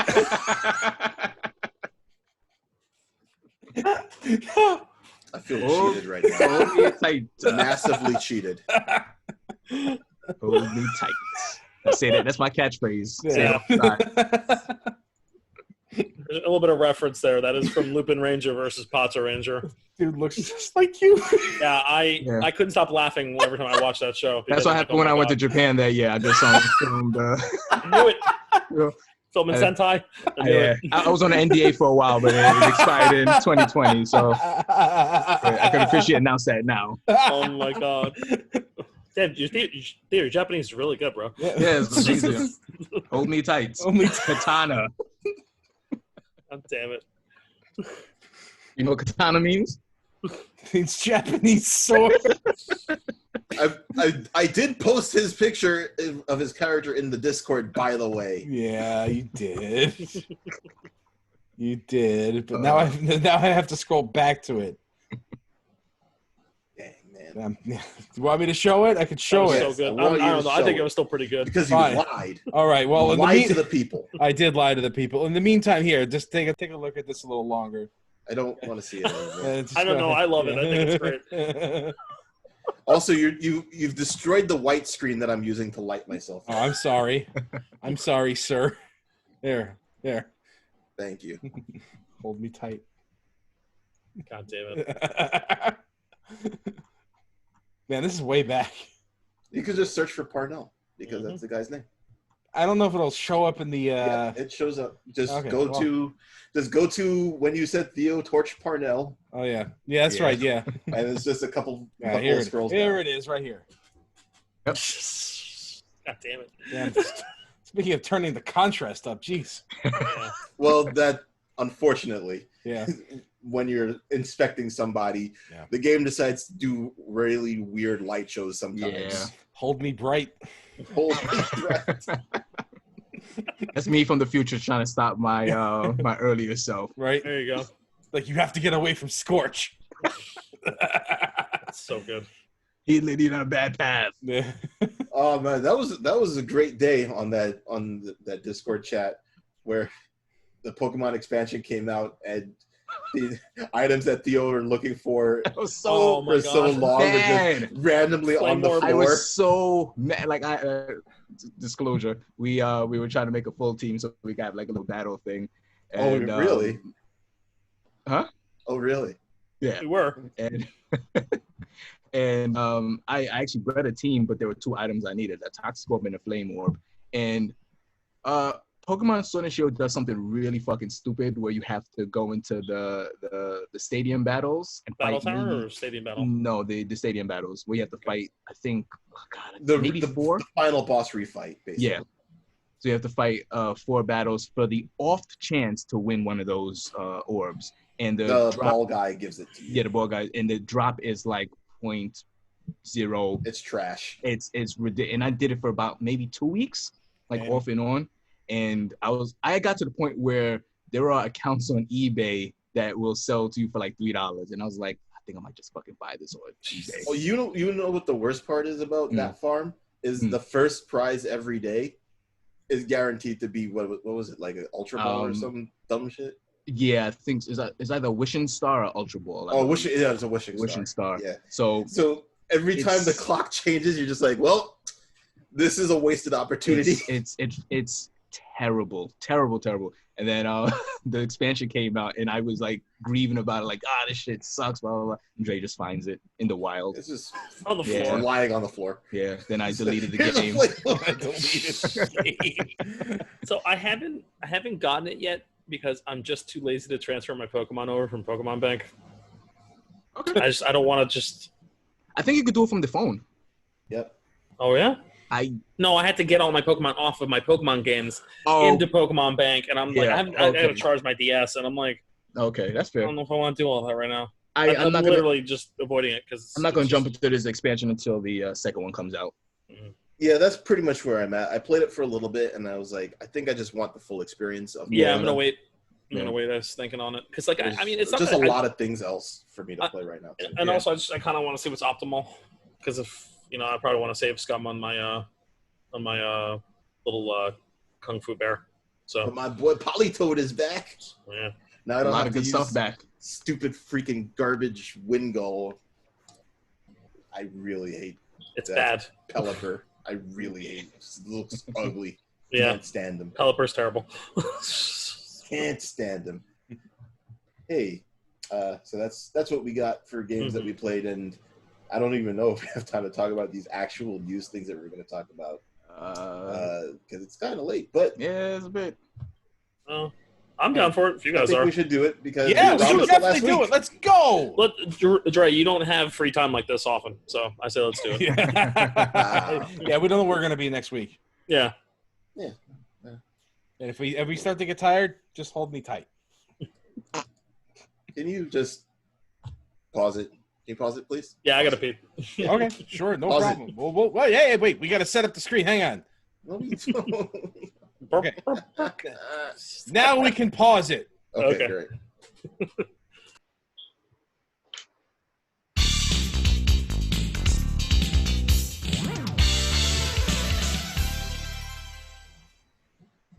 Hey. Hey. Hey. Hey. E. Hey. Yeah. That was all What are we right. doing? What? What?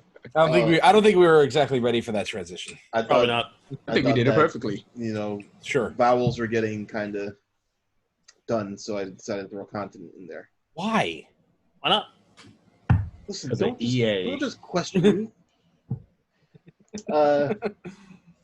Let's talk about EA, which is a couple of vowels. Yeah. Yeah, vowels. Ah, I get it now. They had their, I guess what we can call their E3 conference. Yep. A couple That's what weeks it was. ago. Yes. And EA Play. would have been nice to get to it last week, but PlayStation was kind of big, and we were behind schedule because all that stuff. But whatever, we're getting it done. E3 is behind schedule. It's fine. E3 is behind schedule. The world's behind schedule. It's okay. So before any games are mentioned, this conference in a nutshell is our games are all available on Steam, and they all have crossplay where applicable. Pretty much. Crossplay, wave of the future, which should have been the wave of last decade. Yes, I agree. Since there's numerous games here that are just going to function on some crossplay level, and they basically just said they would say this game has crossplay in that. So we're just going to kind of glaze over most of that. Yeah. And just say if it was available on Origin and consoles, more than likely at this point it has crossplay. Yeah. Including Apex Legends, which is probably the game I'm just going to mention right now because it's also coming to Switch. Yeah. That's By the pretty way, cool. we're not saying this to like gloss over it. That is a humongous part of this conference that everything has crossplay. Yes. That just seems like it's EA just trying to foster a lot of goodwill with their consumer base after years and years of bad publicity. Interesting. That's a takeaway you have. That's the takeaway. That's the takeaway I had from it. Yeah. For the Steam thing at least, I feel like they just people aren't using Origin. Yeah.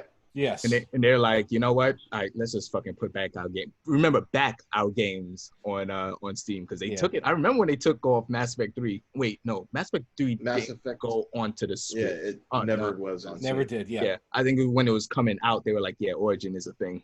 Get this over here, and they're like, yeah, people aren't playing Origin, but plot twist still has Origin DRM. So yep. Yeah. Just like if you get a Ubisoft game on Steam, it's just going to launch its launcher. Yep. Fun. Speaking of which, I wonder if that SimCity Disaster garbage is on Steam. I haven't heard them say anything about it. Probably.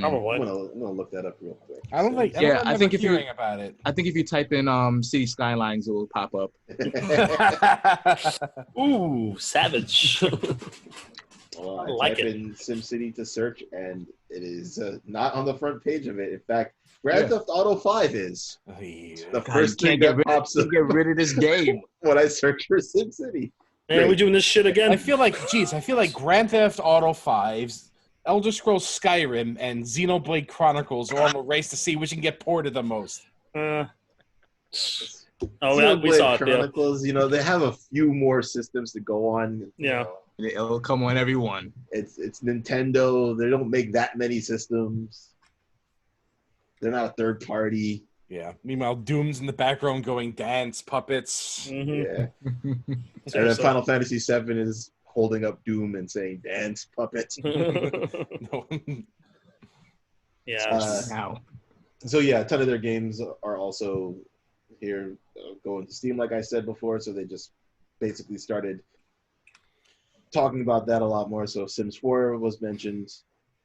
They brought back Mr. F the Oscars from E3 like 2 years ago. 3 years ago? Was that E3? I thought that was the video game awards. Yeah. Oh no, yeah, it's the video game awards. It was right, the video sorry. awards. And Jeff Keighley looked very just. He's like, why are you dropping these bombs? We did not do this in dress rehearsal, guy. What are we doing right now? Yeah. Everybody loved that though. I mean, it was memorable. Yeah. At the very least. I loved it. Yeah. That guy's a weird rock star. Yes. Yeah. I love weird video game rock stars. We need more of those. Those are the same people who make the games you hate. The pretentious visionaries. No, where's Ita the Keepin? Where's that guy? Give me that guy. Maybe he didn't make enough weird, pretentious games, and thus he no longer has a job. Exactly. That dude been saying Ninja Gaiden. That's not a pretentious game. That's what I'm saying. I'm saying it's everything not. up. I'm saying, where's that guy? He was a rock star who made video games. Yeah. I'm sure he still has his hair too, right? He definitely still has his hair. Jacket. Yeah. Hey, let's get back. Let's get back on. He looks like Dante that just grew older. So I don't know the pronunciation of his name because I'm a bad journalist. But if it's Joseph Fares or Fares or Joseph, it's one of those. I'm hoping. Yeah. He's responsible for Brothers: A Tale of Two Sons and A Way Out, I remember being received relatively well. Yeah. I do remember the Brothers game also being received relatively very good game. Brothers is a cool game, man. Yeah. It's a great game. So he has some weird thing coming out with some divorce thing and puppets and I don't know. Yeah, is going into space to fight God part of it too? Probably. Oh, it's a RPG.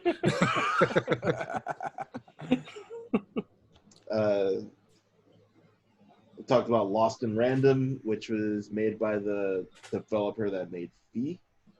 I believe. This was the Dice game. Yeah. Well, not Dice the studio, but Dice as in Elo. It bothered me how they referred to single dice as not as die, but as dice. This game it was like this is the dice. I'm like, no, that's singular. It's one. It's a die. Maybe they just didn't want to have their video peppered with the word die. Maybe. Yeah. I'm sure that was part of it. This looks really cool. I like the aesthetic of it. Very Tim Burton. Yeah. As somebody who does not really appreciate anything Tim Burton except for Batman and Batman 2. Yeah. Pee-wee's Big Adventure? God, he did do that. Yeah. All right. No, I don't. Yeah. Beetlejuice? It's okay. Yeah. No, Beetlejuice is that where I'm starting to watch it. And I'm like, man, all of your movies are starting to kind of look like each other. Yep. Yeah. Hard to argue there. Yeah.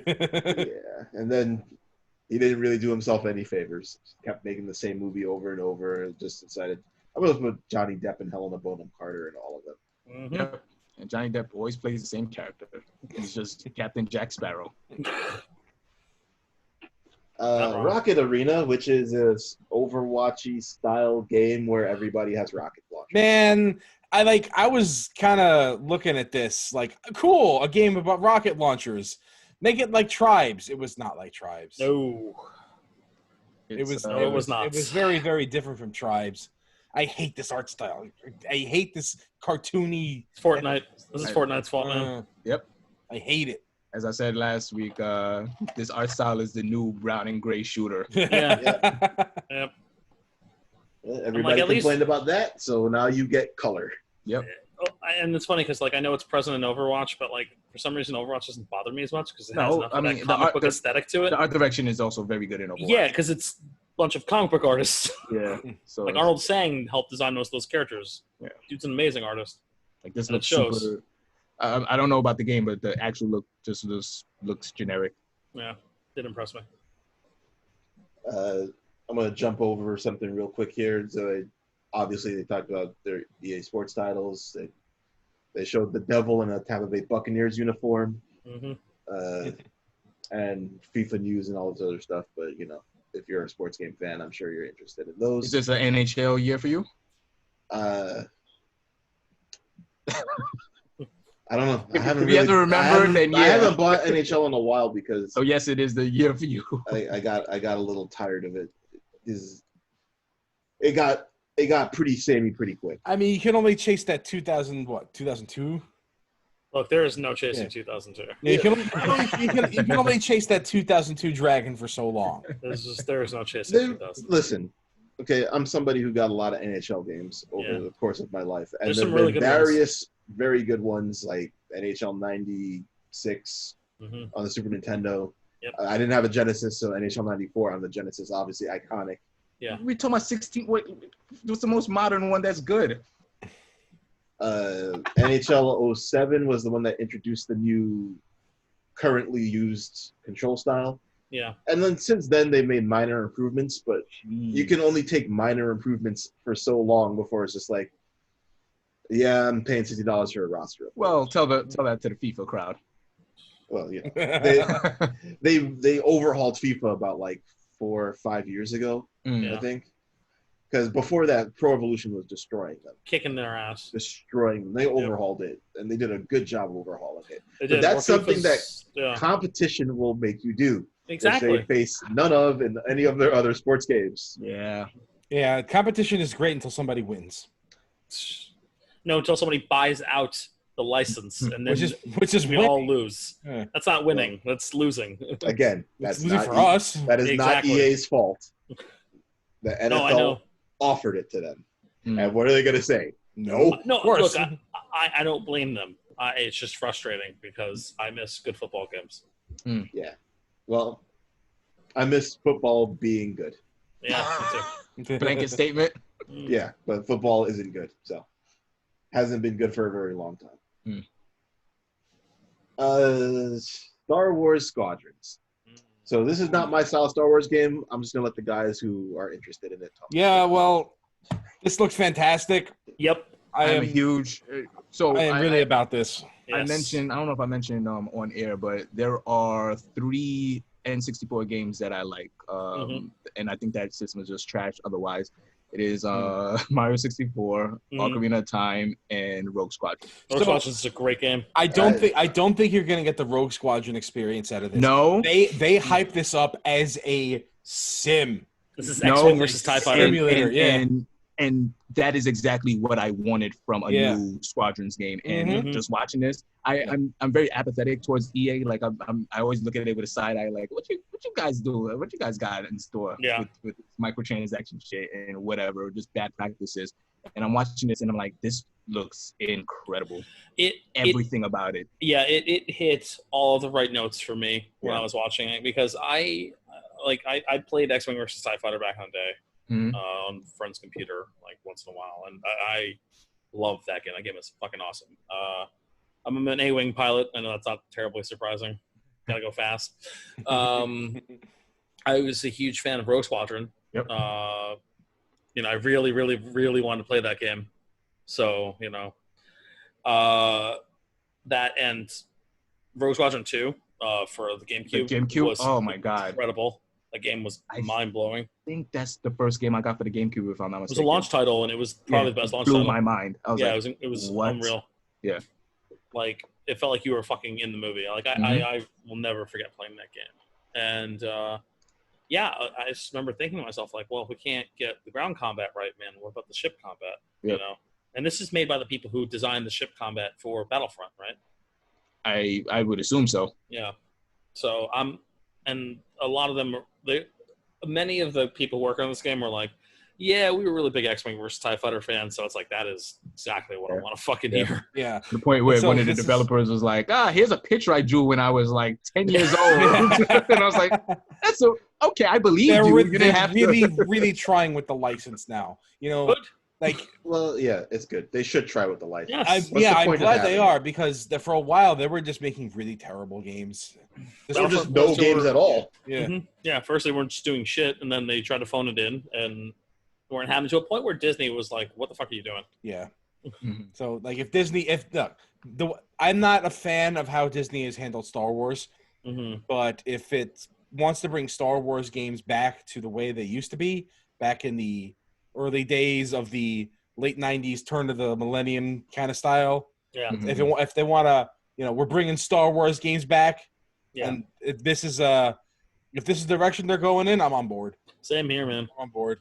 I wish it would be on more things than just in EA's hands, but if it's in EA's hands, I appreciate that they're doing stuff like this. I also can't help but think I'm curious as to why all of the Jedi Knight games are getting re-released. It's making me suspicious. They just re-released Pod Racer for the Switch. Yeah, that game's bad. The game's not good at all. That's okay. Yeah, it's not the worst. No, it's not the worst. It's fine. It's. I mean, it's one of those like I'd rather just play F-Zero, but like if you didn't have F-Zero, I could see it being an okay substitute. And the Switch doesn't have. Well, it does have F-Zero. It does, I'm about to say. Not the one that we want to play, or one of the two we want to play. I'll take either. Because I'll take X or I'll take either one. GX. I'll take those, but. Just still good. Fucking release GX. Really like the Super Nintendo F-Zero. I'm sorry. I do too. I'm not really. There's a it's like, yeah, that's fine. But F-Zero X is incredible, and GX was. I understand why they're like, how do we get better than that? I get that statement. But if that's the case, just re-release GX. Just remaster it. Just re-release it. I'll buy it. I'll buy it. I'll pay $60 for that game again. No problem. Get my money day one.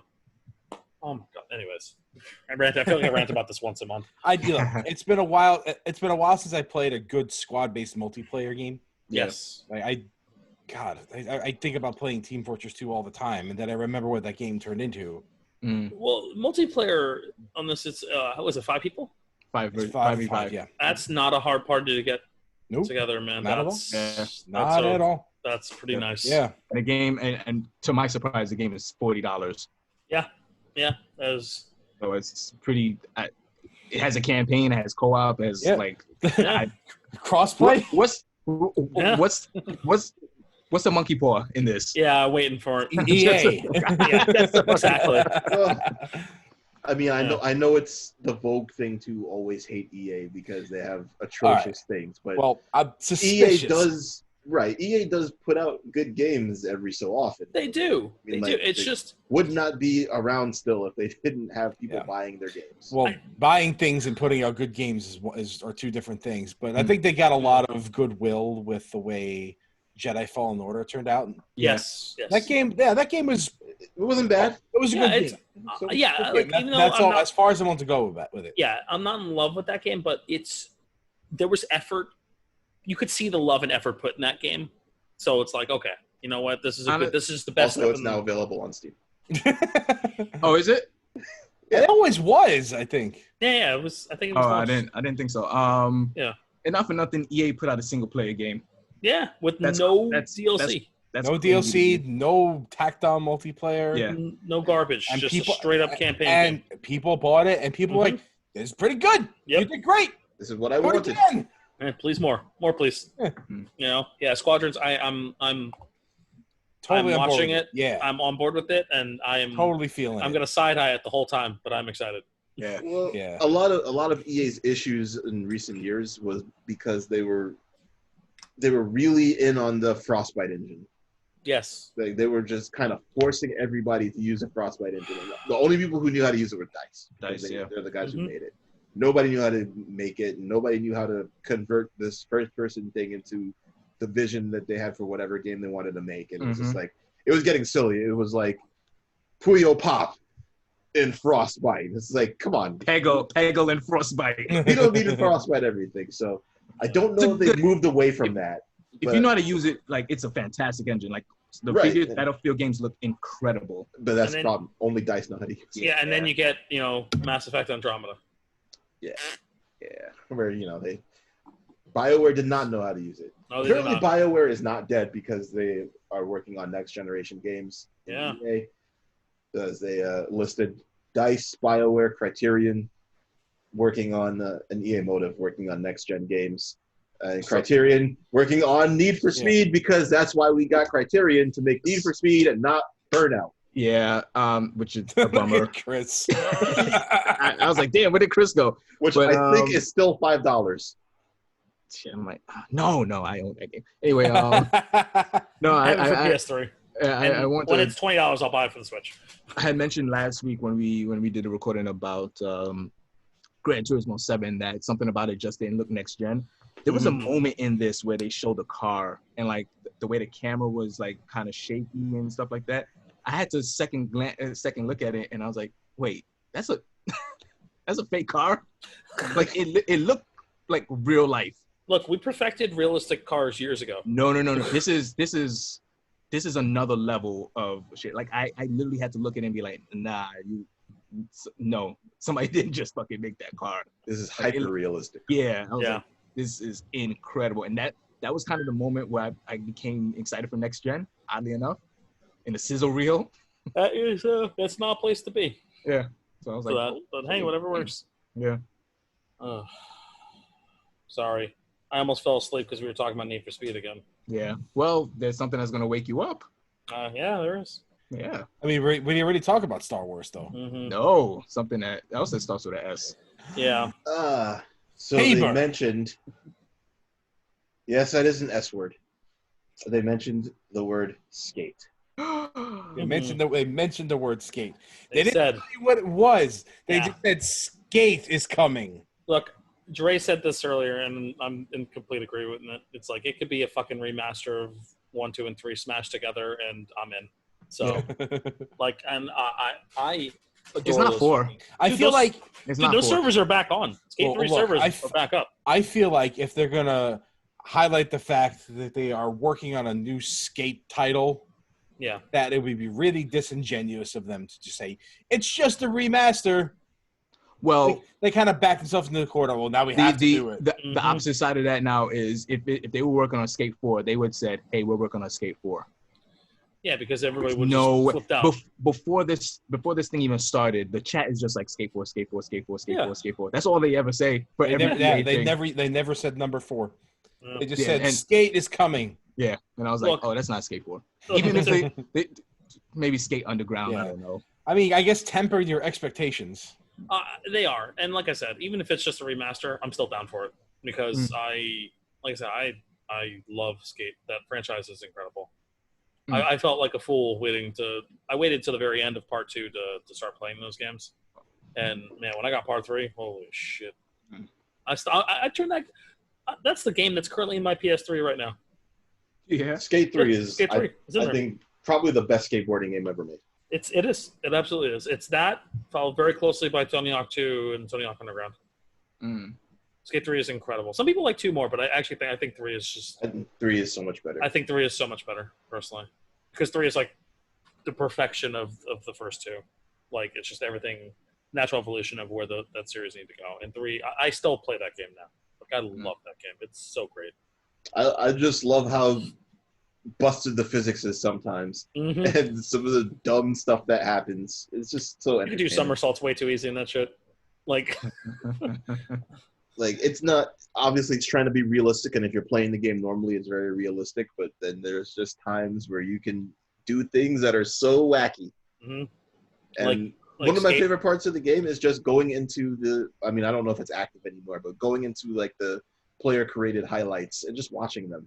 They're in there still. Seeing things that are just not supposed to happen. Dre, those servers are active again. The Skate 3 servers are up. Like I don't know. I mean, like they may be up, but I don't know how many people are actively playing the game. I don't know if you can import like your design logo stuff anymore, but like I think a lot of the stuff is active with that game which is crazy. And they turned them on like a couple years ago. Yeah. Because they were like, hey, people still. I think they must have gotten like. Can you imagine the amount of angry emails they got that were just like, yo, can you turn the fucking servers on, please? Please. Please. Please. This is the only skate we have. That's all we got. This genre is dead, please. So it's kind of crazy. New skate, new Tony Hawk. Like, what's happening? I'll tell you something else that's happening.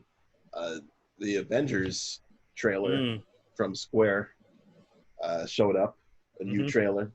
Crystal And Dynamics. Boy, this game looks a lot more interesting than it did before.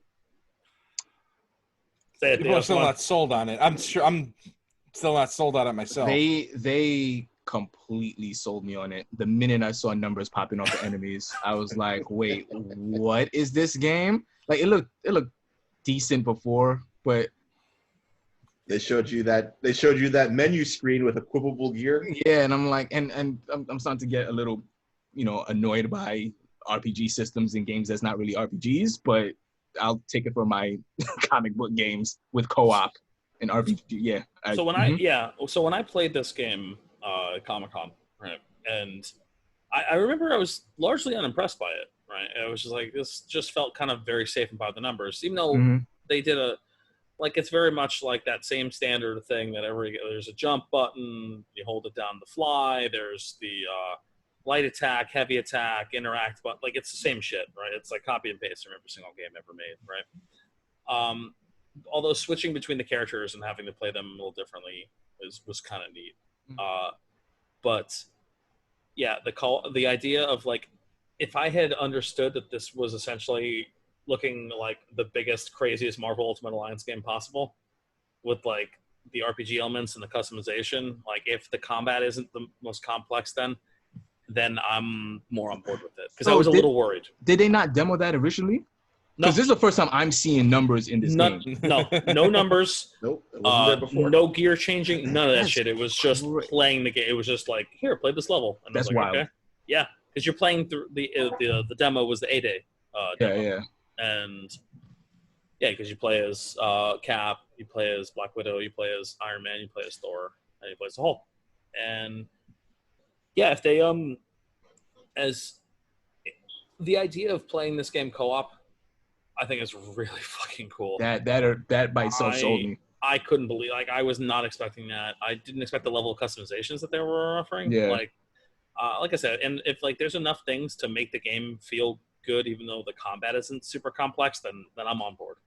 I'm on board. Well, I don't know how they can complexify the combat. They can't. It's impossible. Yeah. But the thing is, they need to have that combat feel good, because for as much shit as complicate, not complexify. Yeah. Well, the thing is, complexified the word complicate. Yeah, it did.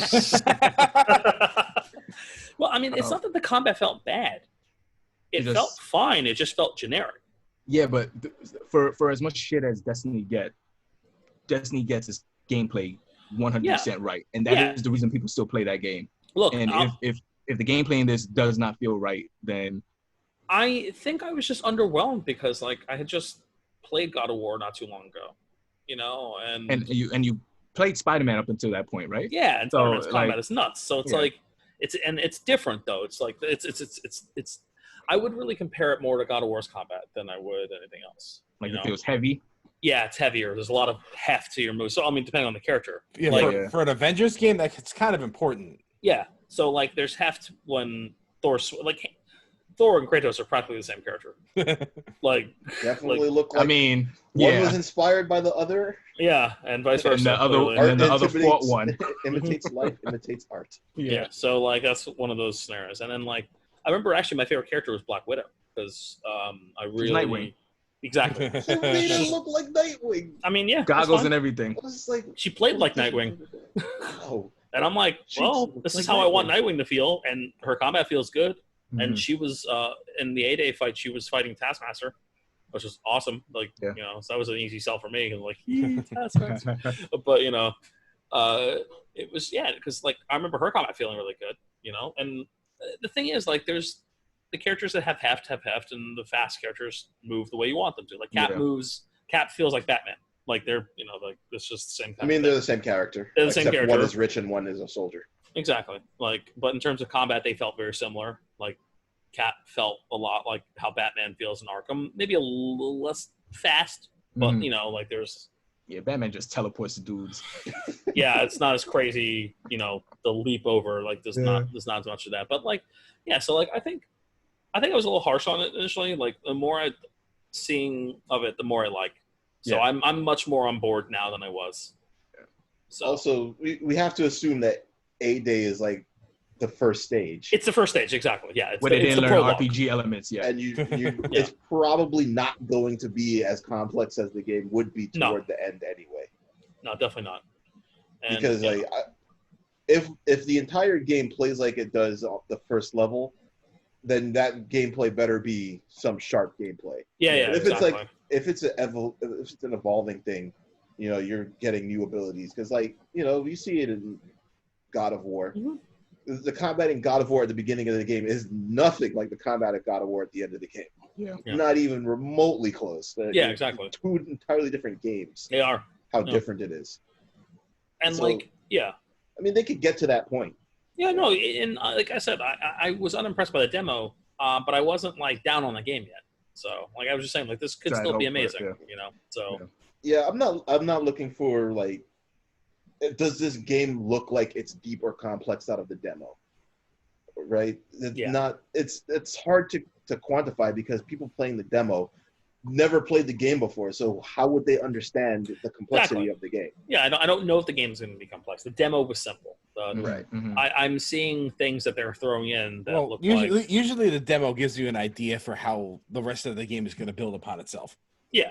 And I saw things where it can go, and if the abilities are cool and they're fun and they're useful, then I'm in. This should be great. You know what else got me in? When they announced the mental organism designed only for killing. And I was like, yeah, talk about grabbing a villain that gets like no screen time. No love. My man MODOK. I'm not aware of MODOK being in any other game outside of Marvel 3. Man. Love MODOK's theme so much. Yeah. So good. Dude, MODOK's the shit. And they make him, he looks terrifying. Yeah. He has a huge fucking head. Oh, looks so good. It's not a giant suppository. Not in this one. Oh, that pose. Yeah, so I mean, I thought that this made the game look really good. Yeah. At least compared to what we have previously seen. Yeah. And it's cool because they're using aim, and aim isn't really used much in the live action stuff. Yeah. And not much in the video games either. So it's right. So that was a good pull. That's pull, yeah. They're not fighting Hydra. They get to tell a unique story. Who used aim? Aim was used in Iron Man 3. Yeah, but it's like that's Iron Man 3. Yeah, that's barely there. And like that's one of the more divisive Marvel movies. We're not gonna be fighting beekeepers, man. Come on. It's not the same. Why would you fight beekeepers in this day and age? Hey, man, they're doing good work. That's what aim looks like, man. Okay. Keep bees alive. I guess I wasn't expecting this game to be a games as service. Yeah. I mean, like the idea that this could just basically be Avengers Destiny is that's crazy. And they kind of opened up with that, saying initially like, oh, we want this to be like a Destiny like type of game, and I was like, I don't see how that's gonna be like that because the way they showed the gameplay initially. But now after this, I'm like, yeah, all right, I definitely see that. Especially if you can like keep running stages, like hey, Avengers, go to this stage. I'm like, yeah. I feel bad for anybody who doesn't have a PlayStation now. Why say that? Oh, you're pointing at my phone. No, I'm pointing at Spidey. He's pointing at Spidey. Spidey definitely has a PlayStation. Yo, they took First of all, fonts. Spidey does not have a PlayStation. Right. He has money. No money. No, he has a PlayStation. They took his font and was like, yo, we'll give you a PlayStation for your font. Yeah, exactly. Yeah, don't cry for me, Argentina. I think Chris is saying that the Spider-Man DLC will only be available on the PlayStation 5. Yeah. Or at least for the first year. Yeah. Oh, and they also said something that I really liked, which is all new characters and stages that they make for the game will be free It will not be DLC. That's awesome. And the only DLC they'll have in the game is cosmetic. Costumes, yeah. Costumes, yeah, it's all cosmetic. And they said that you can still earn some costumes in game. Which for a superhero game, yeah, costumes can be a little important. Yeah. I mean, you know what? Those original costumes are not good. Yeah, they're bad. For the game. They're really bad. I guess that was by design, so to get you to buy better costumes, huh? Yeah. I mean, the best one is Miss Marvel because it's just her comic outfit. Just a costume, just a little shinier. Yeah, it's a little shinier. And I mean, they're getting more costumes too. Clearly. Yeah, I was. People are actually down on this. Yeah, dude, you should have seen on everything. Dude, you should have seen the chat. They were just shitting on it the whole time. They're like, "This game looks like crap," and I'm like, I was like, "Are we watching the same game? Like, what the fuck are you all talking about?" Yeah, don't listen to chat. Don't ever listen to chat. I don't. When I'm watching something on YouTube and it has live chat, I just for chat. If it's Twitch, I'll watch the chat because Twitch that's funny. We'll just emote spam and do dumb things sometimes. Yeah. Not YouTube. They close the chat when it's YouTube. Oh God, it was horrible. Yeah. I was like, shitting. Like, what are you all bitching about? Like, well, yeah, the people are caught up on the aesthetic. It doesn't look bad though aesthetically. Like the costumes look meh, but like you can change them. Yeah. It's not plain over. You can't impress people anymore. You can't. Just full stop. Look, most of the people who are bitching weren't going to buy the game in the first place, or they are, and they're bitching for the sake of bitching. I guess we'll see when it one comes of these two out, things. you know? We didn't even talk about the story. The story actually looks pretty interesting. Oh yeah, I'm into it. Using the Inhumans. Kamala is the main character. That's really cool. I'm so happy. I'm so fucking happy she's the main character. I'm cool. Yeah.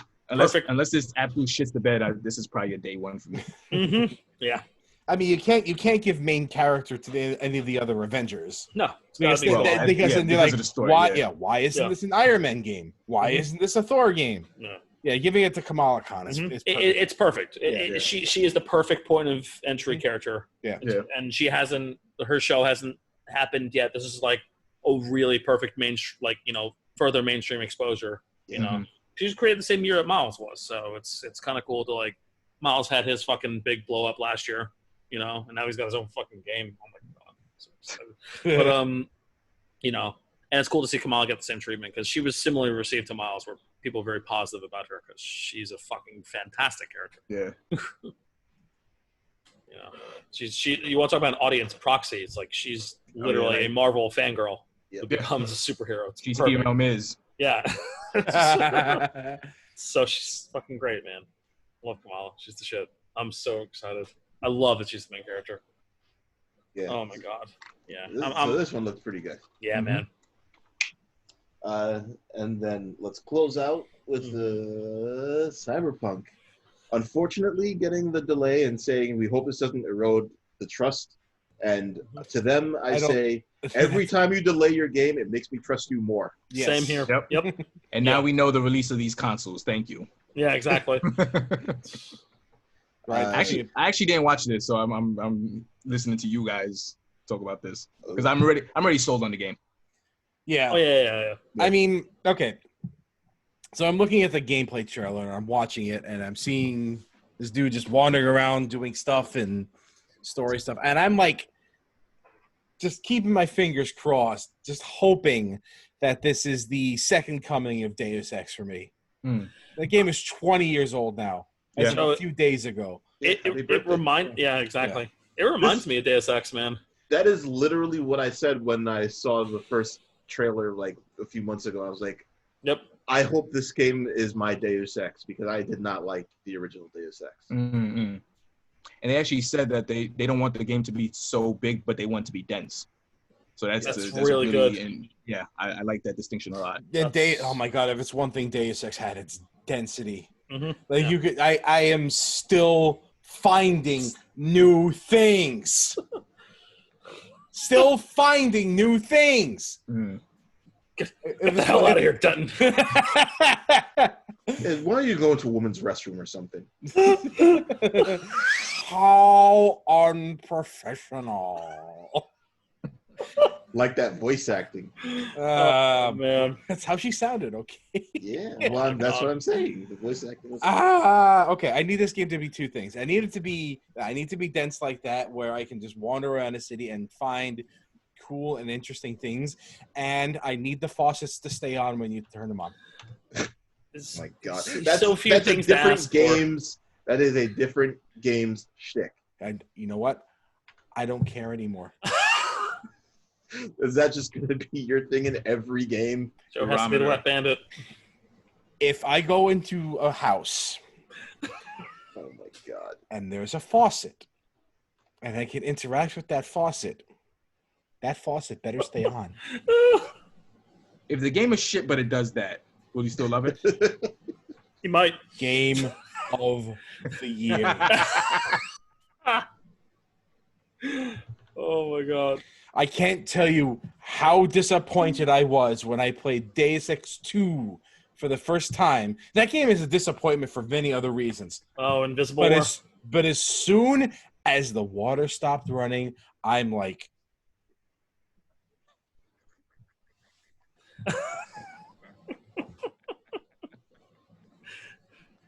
Uninstall. and I finished it. Grudgingly. I think anybody who played Deus Ex 2 finished it begrudgingly. It's true. The main gameplay in this trailer that they showed was Brain Dance, which is a function in Cyberpunk universe where you can basically relive somebody's life. And you know, it was invented for noble things, but eventually it just ended up becoming a proxy for porn. I'm sure we've seen this in other futuristic Everything. things. Yeah. Ultra Carbon. Right. It's not unique to Cyberpunk, although I'm not too sure who originally came up with the idea. But they showed it, and you know, it was not a very like action-paced trailer. It's not a trailer that's going to get you interested in the gameplay of the game. Right. It's just getting you interested in the lore of the game. That's it. It shows you the world. But you know what though? You. Because they're so confident in showing that aspect of it, that actually makes me way more excited for it. Because if I could play that whole game by just like talking my way out of situations, I would love that. What I'm gonna need is if I go you need the faucets. If I go into this memory world, right, and I explore somebody's memories. Oh god. And I turn the faucet on memory. And then I go to their house. That's on. That faucet better be on. That would actually be incredible. Not for real. That would actually be really. That would be genuinely impressive. Like, wow, that's actually really smart. Well, I mean, and then well, first of all, it's just memories. Yeah. So if they didn't actually turn on their faucet in their memories, you can't turn on their faucet. Well, if I can control their memories a little bit, and part of the memory is I can control turning on the faucet, better stay on. Well, once you leave the memory, what if they just said, "Hey, this faucet is on for no reason. Maybe I should turn it off."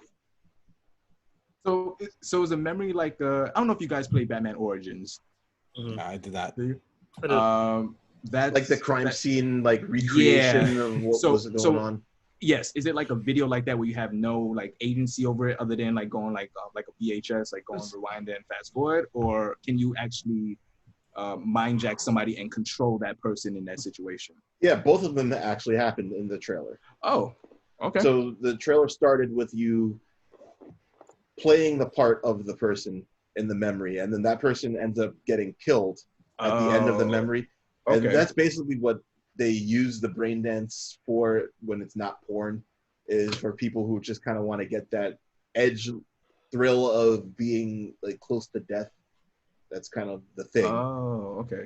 I thought it was detective use. So, well, and then in this case, that's what they ended up using it for when they said, okay, well, this was you actually living the memory, but now this is you observing the memory, and then you can rewind, you can fast forward, you can actually hear things that are happening in the environment that the person didn't actually hear because the cybernetic receptors pick it up. So they might not have actually been able to tell what it was, but if the receptors can pick it up, it's in the video. So then they were like, hey, you can listen to what this person was buying in the store before you went to the store to rob the store. That's cool. Yeah, all sorts of little things. And I'm just waiting for the graphics card to have this. Yeah, I'm just waiting. The first one that has it, I'm just like, yeah, let me just. Yeah, I think I might do the same. Honestly, I might do the same. That's all I'm waiting for at this point. I don't think my 1070 can really handle this on Max. So Max are probably not. Yeah. I think you get away with high. Yeah. High. I think you get away with high 1080 30. Yeah. I'm sure it'll look fine on high. Yeah. But it's played at 30 though. But it's not ultra. Spoiled PC people. No, yeah, I get it. I get it. As the person with the 1080 card in his machine, by the way, proclaiming spoiled PC. What I really need is a 144 monitor. That's what I really need. Mm-hmm. That's what I really need. As the person who has two 144 monitors. I have two 60s, not two. I have 0 144s. No, I'm saying. You have it. Okay, all right. You and I have the same monitor, right, Joe? No, right, PC. Right, Dre? I think so. Yeah, the Asus. Yep. Yeah, that's a real good one. I should link you that, Joe. It's fantastic. I liked it enough to buy it twice. Because I've had Franken dual screen monitors for as long as I've had dual screen monitors. I'm like, nope, I want to have two of the exact same monitor. Yep. Because I'm tired of one monitor looking darker than the other one. Yeah. And I can't get them to equal out. Never can. F that. So yeah, Cyberpunk looked pretty good. Yeah. I was watching Jeff Keighley's feed of it. So after the trailer, he was able to show some of his recorded gameplay. And it was kind of busy at work, so I wasn't really even paying attention too much. But at the beginning of it, he was showing some of the driving stuff, and you can actually get into a car, steal a car, drive a car, and it zooms out, and this shit was like GTA level of nice, car gameplay polish. Like I'm watching it, and it's just like, this just looks like GTA 6 right now. How great it looked. That's probably the only GTA, the closest approximation to GTA we'll ever get. Yep. That is our GTA 6 at this point. More than likely. Yeah, I am 100% on board with this. Yeah, I mean, maybe that's one of the reasons why they can't make GTA 6 is because just like Skate can't really innovate. What do you do? I mean, the transition from 2 to 3, easy. Yeah. Easy upgrade. Easy upgrade. It went transition. Yeah, it went from being from some janky top-down thing to one of the greatest games ever made. Well, GTA isn't about the gameplay; it's about the characters and the story. Honestly, because I mean, like, I think it's about the game a little bit, don't you think? I mean, sure, it is about the game a little bit, but like a lot of people really get GTA because they want to relive this favorite. Now Rockstar really doesn't do movie tie-ins for games anymore. I guess, but when GTA 3 came out, people were playing the fuck out of that game. Yeah, I don't think GTA talk. Yeah, GTA 3 was not for story, and honestly, I couldn't tell you anything that happened in that game story related. Yeah, but that from 2 to 3 was such a paradigm shift, so that's a little different. But when you start to get to like Vice City and stuff like that, when it's samey, exactly, and you're like, okay, I'm here for the aesthetic, I'm here for the timepiece, I'm here for the characters. Exactly, like it was refined a bunch of times. GTA 4's plot is incredible. Yep, that story is amazing. I don't know. I've always had a disconnect with Nico, where it's like, man, I don't want to do this, and then the next scene he's just beating the shit out of somebody. Yeah. Love Nico. I can't. I can't rationalize it. Yeah, it's just gaming. Well, it's one of the issues I have. Disconnect. It's one of the issues I actually have with The Last of Us 2. I finished that, by the way. But Last of Us 2? Yeah. Okay. I'm not going to talk about that, but that's one of the disconnects I have with it, where they have a message, but the gameplay actually goes completely opposite. Yeah, and it's like, damn it, man. But yeah, it's neither here or there. There's no Ludo narrative synchronicity. Yeah. Yeah. They also had a little indie thing where they announced. Hang on, I think I need to pay Chris for that word. They had a little indie thing where they announced. I keep want to call it Circle of the Moon. It's not Circle of the Moon. Curse of the Moon. Curse of the Moon 2. Yeah, Curse of the Moon 2. Yeah. With no. I was about to call her Shinoa. with no Miriam. No Miriam. I thought she was in it. She's not. No. It Dominique is in it. Dominique is there. Yeah, it was Zongitz, Dominique, Sexy Nun. 2 new characters.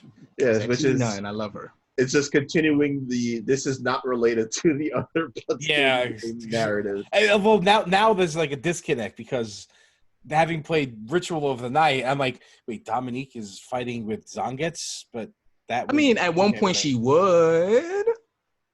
Yeah, I suppose it's right, but like, I mean, Zangetsu was supposed to be like the foreigner coming in to fuck shit up. Mm-hmm. Yeah. Like they had no relation. So like, okay, yeah, it's disconnected, and I can accept that. This is its own thing. Yeah. It's intended to be, non-canonically retro. Right.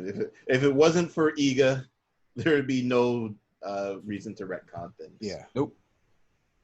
I'm relatively excited, man. I love that first one. It was good. Yeah. Really, really good. I thought it was Some really nice I thought it was a trailers. blast. Just nice trailers dropped. Mm-hmm. Yeah. That one, there was that Chrono Trigger style game that was made by the Messenger developers. Which is apparently a prequel to The Messenger. Yeah, which is very surprising. The Sun, I forgot it was Sun and Moon. Which it needs to end with you handing the messenger the message. Right? That would be so good. And dressing up in a... And then you go and Shopkeeper's dress up outfit? as a shopkeeper. Yeah. Yeah, there's some good stuff announced. Yeah. So overall, this year's E3 has been pretty good. Yes, it has. Yeah. Like, I guess, you know what? They're going to keep doing it like this. All it needed to do was not be E3. Yeah. I do miss the awkward stage presentations. That was part of the charm. Yep. Yeah. It was. And there was no...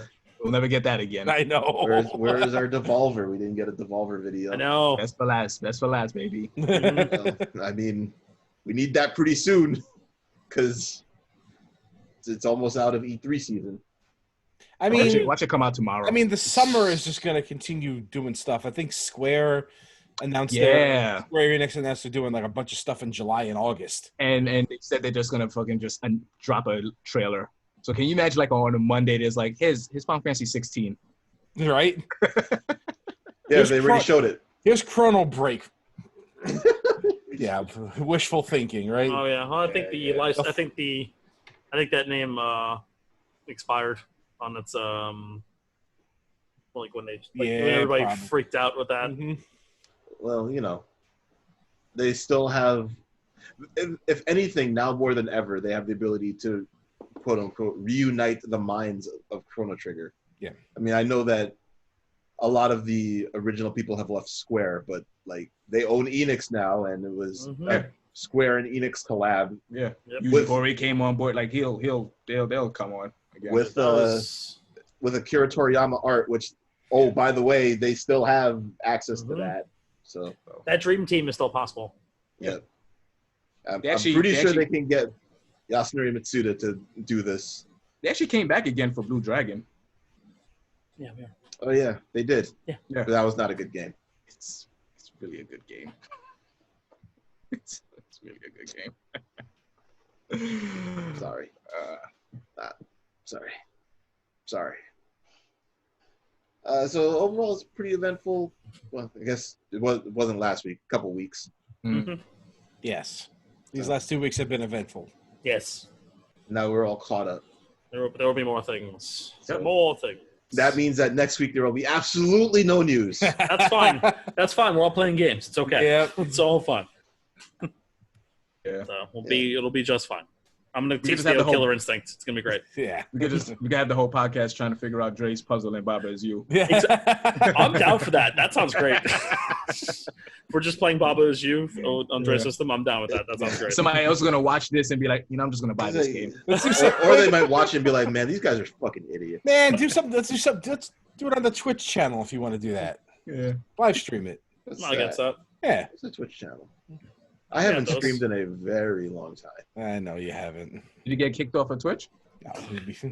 Oh, no, we're not going down that hole.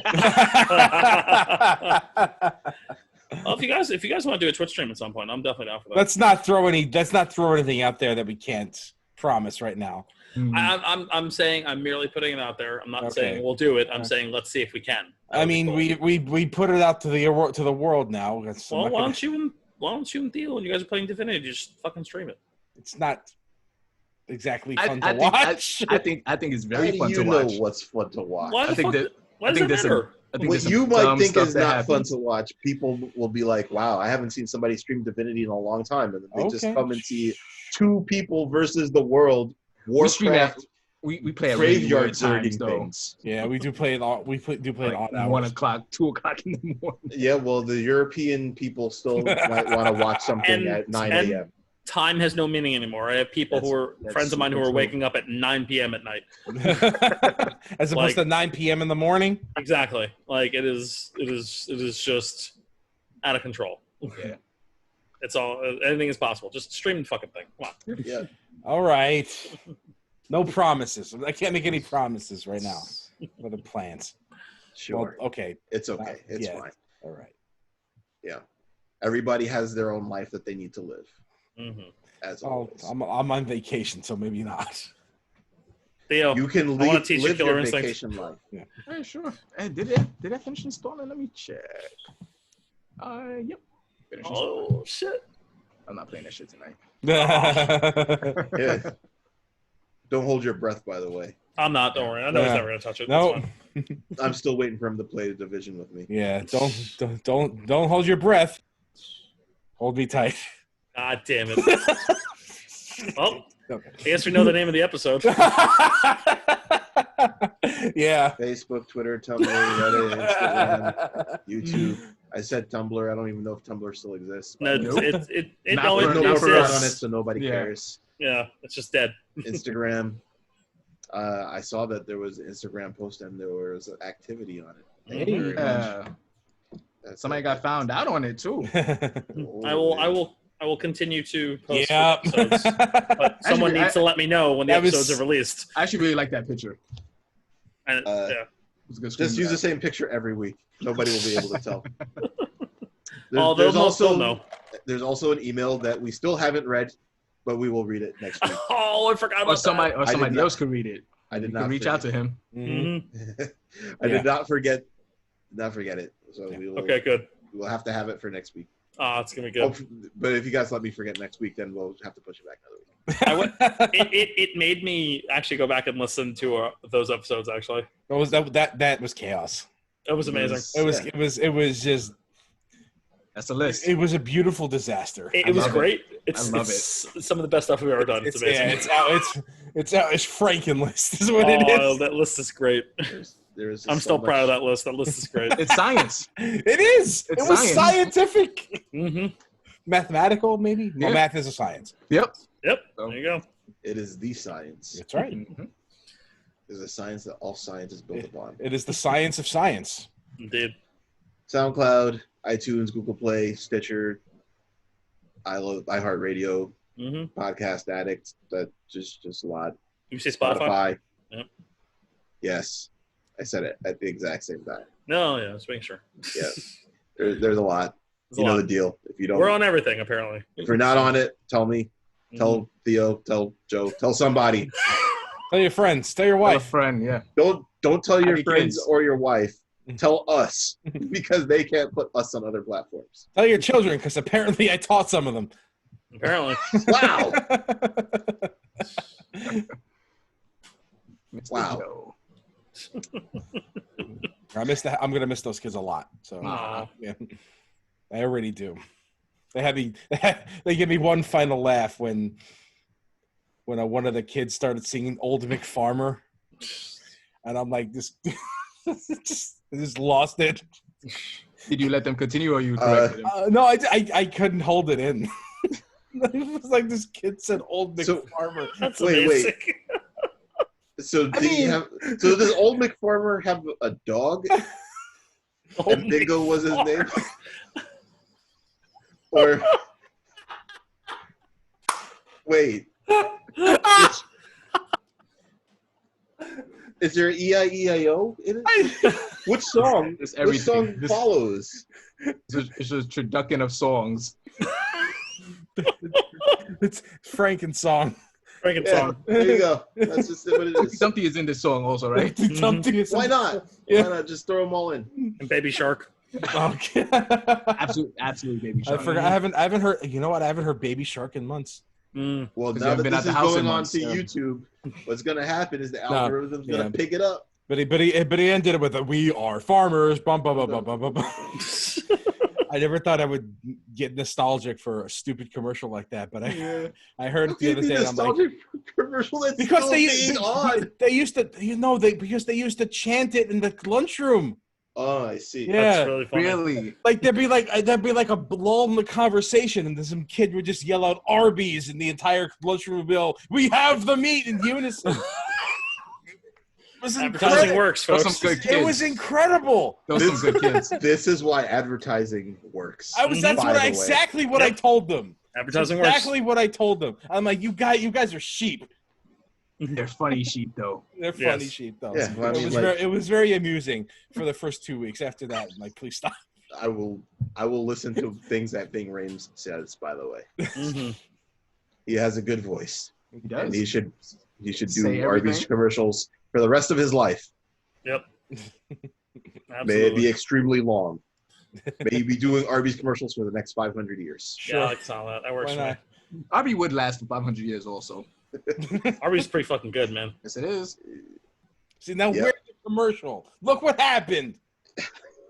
Advertising. Arby's Works. is good. Hey, Arby's, you want to reach out to us? By the way, we don't advertise. That's why nobody No, cares. Much about like Disco Stew, we do not advertise. this goes to advertise. 4205. Cast off.